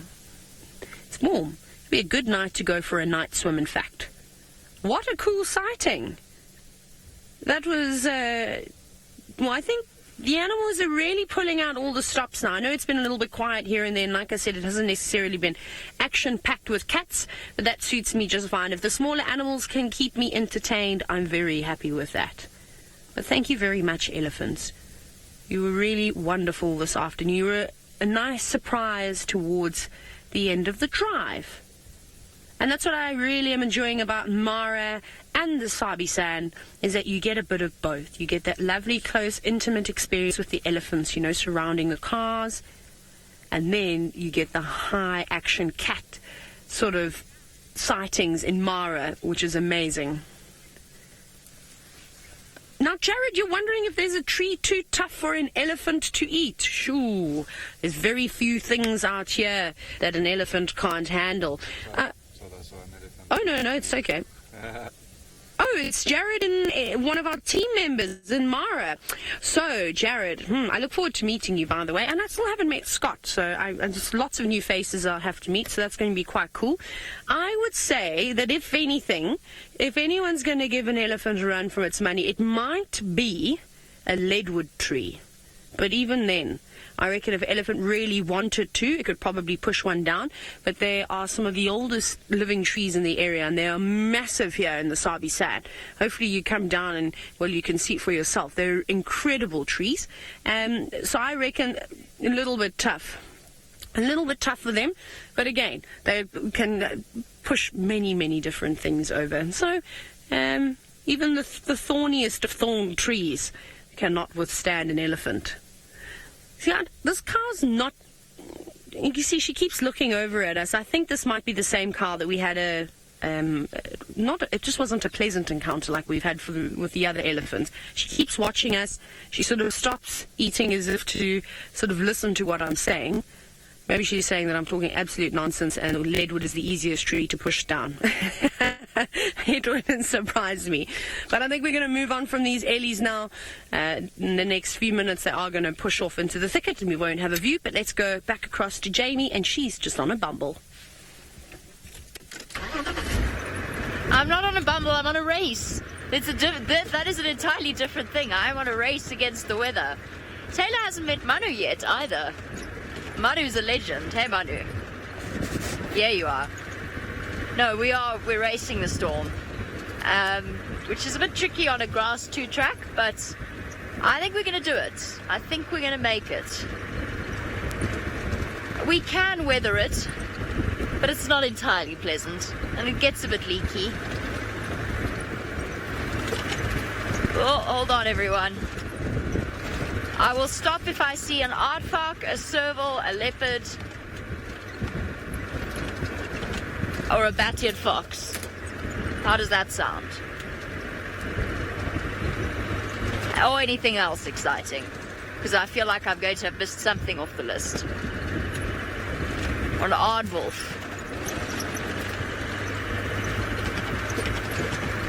I can't believe the direction that afternoon took.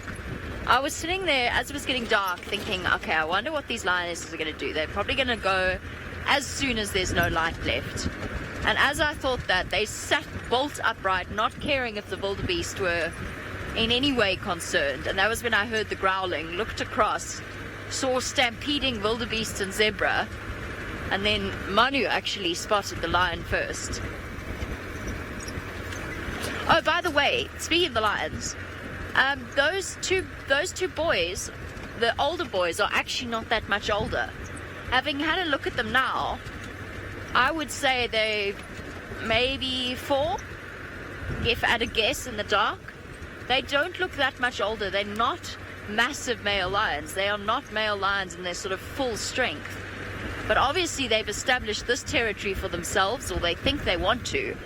And that was the reason behind that blowout with the 2 younger boys. So definitely not any kind of fatherly connection there.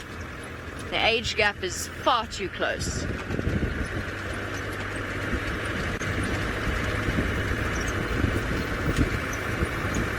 And Nancy, talking about the difference between can't really look back and race. Nancy would like to know what a bumble is exactly. A bumble is when you are driving about with at no real speed and with no particular purpose, ready to find absolutely anything, whatever the day has to offer you. Doesn't matter if it's a giraffe or a bird. It's not quite the same as a race away from a storm, and it's not quite the same as a focused drive searching for leopards or lions or something. Oh goodness, I'm sorry, Manu's still on board. That's my understanding of what a bumble means, Nancy, if it makes a difference. Do you know where we've just popped out? At the lugger that we always see them at, the young boys, where James saw them, where I saw them, where I lost them when I desperately had to take a break and had to move the vehicle away from them so that I could do so. So they don't travel far. They didn't follow the migration. Perhaps they should have. Oh, well, I suppose they were, actually. They were near the Wildebeest, which might actually have been what led them into that coalition's territory, following the Wildebeest.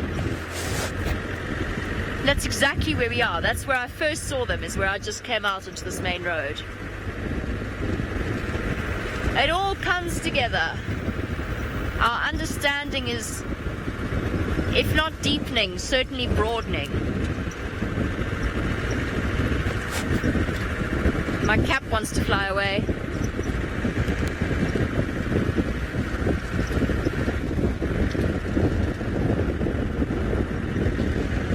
Oh, we're gonna make it. We're gonna make it. We might even, if I'm feeling brave, we might even check in on the Angamas on our way through. Oh, while I race in the direction of home, let's go back to Taylor, who's on a bumble.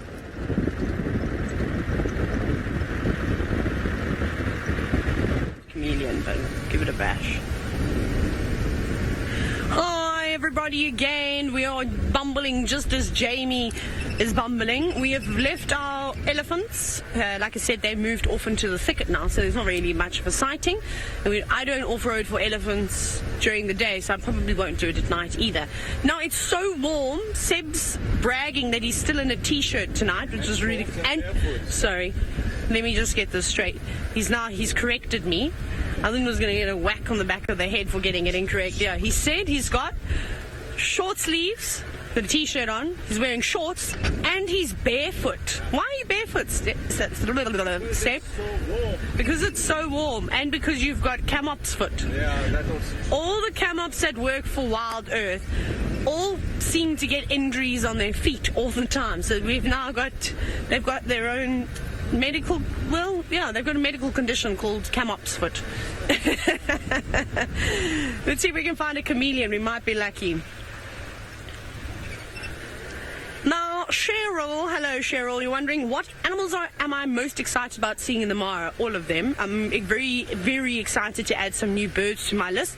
So hopefully I get an opportunity to jump on board with Brent, or at least sit with him for 5 minutes so he can tell me which exciting birds he's seen. Obviously he knows East Africa quite well. But not only the birds, I'm very excited to see Cheetah. Of course, I said I can't wait to spend some time with them. I look forward to that. And I also can't wait to see Eland. Probably going to just call them Eland because I'm English, and Eland is a hard word to say. I struggle. So I I haven't seen eland in a very, very, very long time. When I worked in the Eastern Cape, they were one of the most prominent antelope in that area. So I miss seeing those massive bulls with those huge dewlaps. They are so impressive. I've got so many stories that I can tell you about the eland, but we'll save them for when I get to Kenya. I'm also very excited to see Topi and Thompson's gazelle. I haven't ever seen Thompson's gazelle before. What else? The crocodiles and the crossing, the migration, just everything. Kenya is a completely new experience for me, so I am warning you now. I'm apologizing for the excitement and the very girly-like squeals that may come out of my mouth, because I get excited about the smallest things. The smallest things. I've now also been reprimanded by Final Control in Mara. I'm not in anyone's good books anymore, am I? They've said, and Kirsty, and Jerry, and Rebecca, and the rest of the Mara team, and Lou, and all of them. Yes, of course, I'm most excited to see you, but sometimes the show has to be about animals. So sorry, guys, I put you second best there. But yes, can you imagine? I might even cry when I see you all, because I've missed you so much. You know, it's literally like my family was just torn and they're just taken and sent off, and then I was, yeah, but luckily I had a newer family here that adopted me, and which was quite nice, didn't abandon me. So there's lots of different things that I can't wait to see, but I'm also going to miss lots, but I won't be gone forever. I'll be back in Djuma before you know it. Right, let's go back to Brent. I'm sure he's got his infrared on. Let's go and see what the cheetah are up to. Well, we've got our infrared, low-light, thermal, all the toys up and running. So we had to swap over cameras, so you won't be seeing any of me for the next while.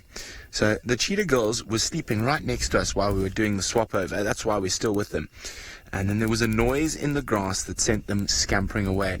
Now, they are very nervous with this strong wind, long grass, and in an area that is absolutely inundated with lions and hyenas. So I think I'm not going to stay too long with them. I'm not going to add to their nervousness this evening. They are still young. They're still learning the ropes. And so we're just going to have this last look at them. I think they're going to settle down again. I think they've probably just got a fright from a gust of wind. And who knows, maybe we'll find them in the morning. But I think let's leave the poor girls to their own devices now. And while they are nervous, and let's go find some bullocking young male lions.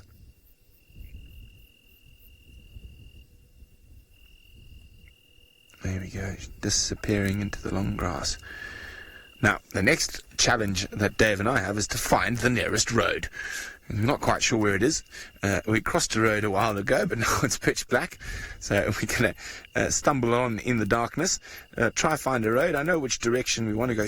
Maybe there is something. Maybe there's hyena or something behind us that has caused them to become a bit nervous. Now, they will be far more nervous of hyenas than those 5 boys. As we saw last night, the 5 boys will put up a bit of a fight sometimes. But in the end, the hyenas always win out against cheetah. They cannot afford any injury. And of course, maybe they can hear something we can't. And the wind isn't as strong as it was earlier, but it is nevertheless still gusting.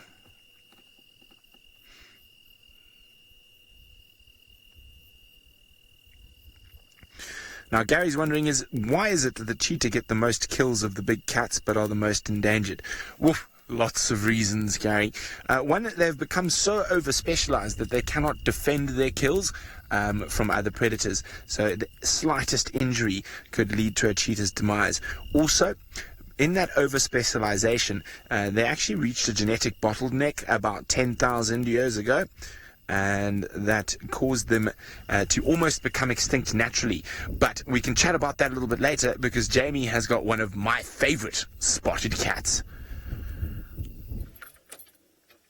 We do indeed, and there it is, sitting on top of the termite mound. I promised I'd stop for a serval, and I did. And speaking of knowledge broadening, if not deepening, this is the 3rd time I've seen this particular serval, and it's beautifully, beautifully chilled, and it's hunting.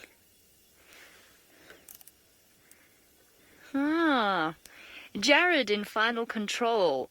Now, Jared, this morning at 4:45, I got up to start getting everything ready this morning. And Jared sent me a message, and I was wondering why it was that he was awake, because I needed to ask him for a favor. Long story short, he told us a story about 3 servals fighting outside our kitchen. Now, Jared, in Final Control, would like to know, do servals ever come into our camp? Well, Jared, we only have your word for it, essentially. None of us have ever seen them. It is only Jared's word that there were 3 servals fighting outside the kitchen, outside Jared's tent. I'm inclined to believe him, though. Jared, I think you're telling the truth.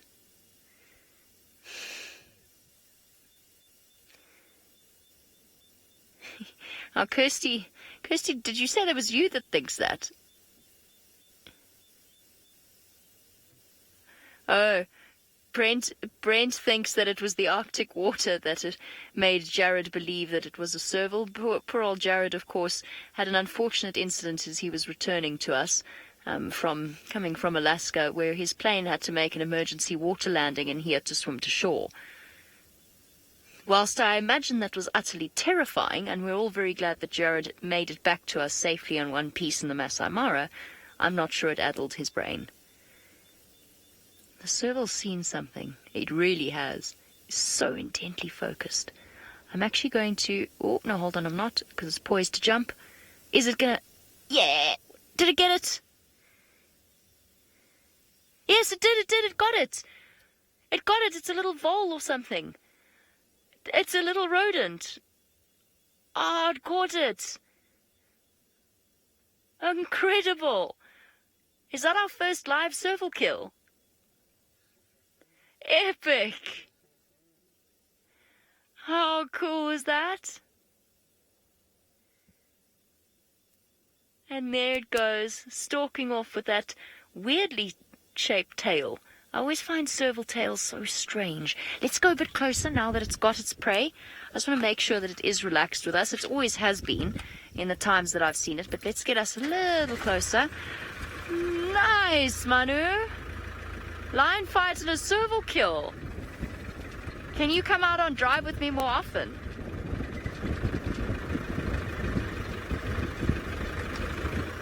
Oh, you probably need my help to find it. There we go. There you go. There's our serval, having caught itself a rodent. Hey, that was really very cool. That was the first time I've ever seen that. Aren't they beautiful cats?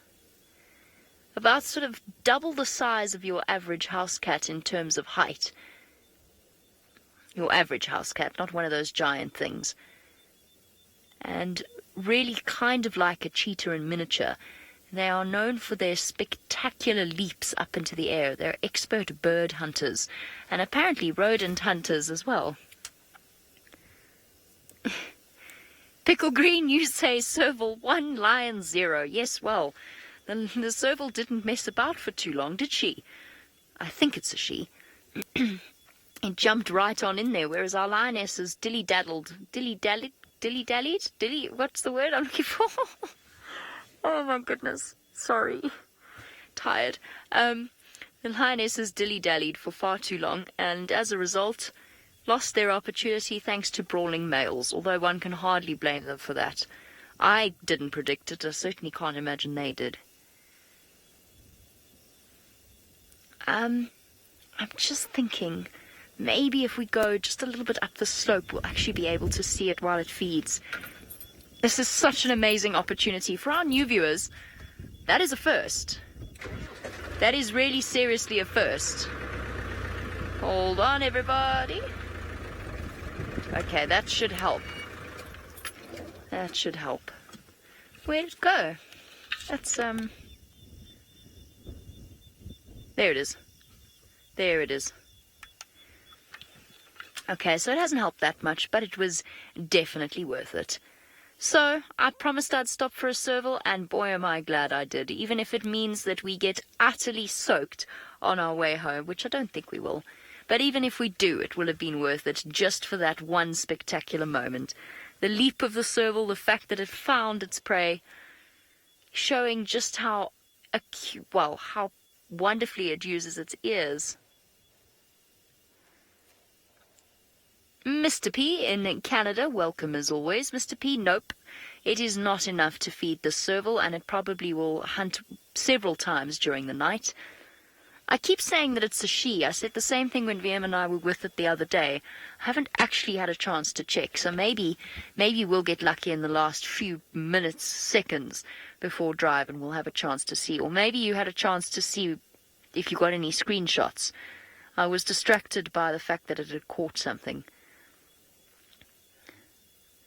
Alert, looking around, listening always, and back to feeding. They are stunning creatures.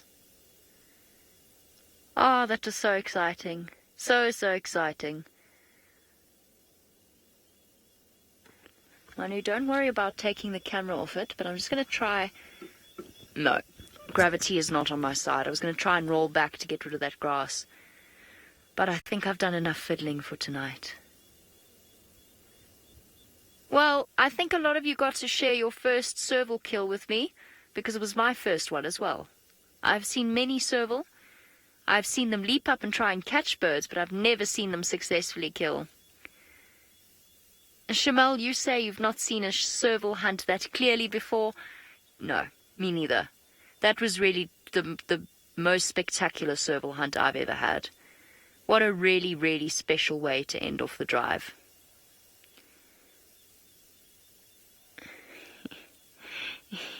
CJ, you never used to say the word epic until you started watching Safari Live. Well, CJ, that's because it's the most epic thing in the world. Ever. But then I'm biased, aren't I? Right, on that profound note, it is time for us to say goodnight and goodbye to all. A big thank you to Manu for his wonderful camera work. Thank you to Kirsty and to Jerry in Final Control, who are even more sleep deprived than I am. Most importantly, and Megan across on Juma, and of course our Juma team as a whole. Most importantly, a big thank you to all of you. Let's go back to the serval. I think it might be really nice to finish off on it. I know the credits are rolling, but it's just worth it. There it is. Bye, everybody. We'll see you tomorrow.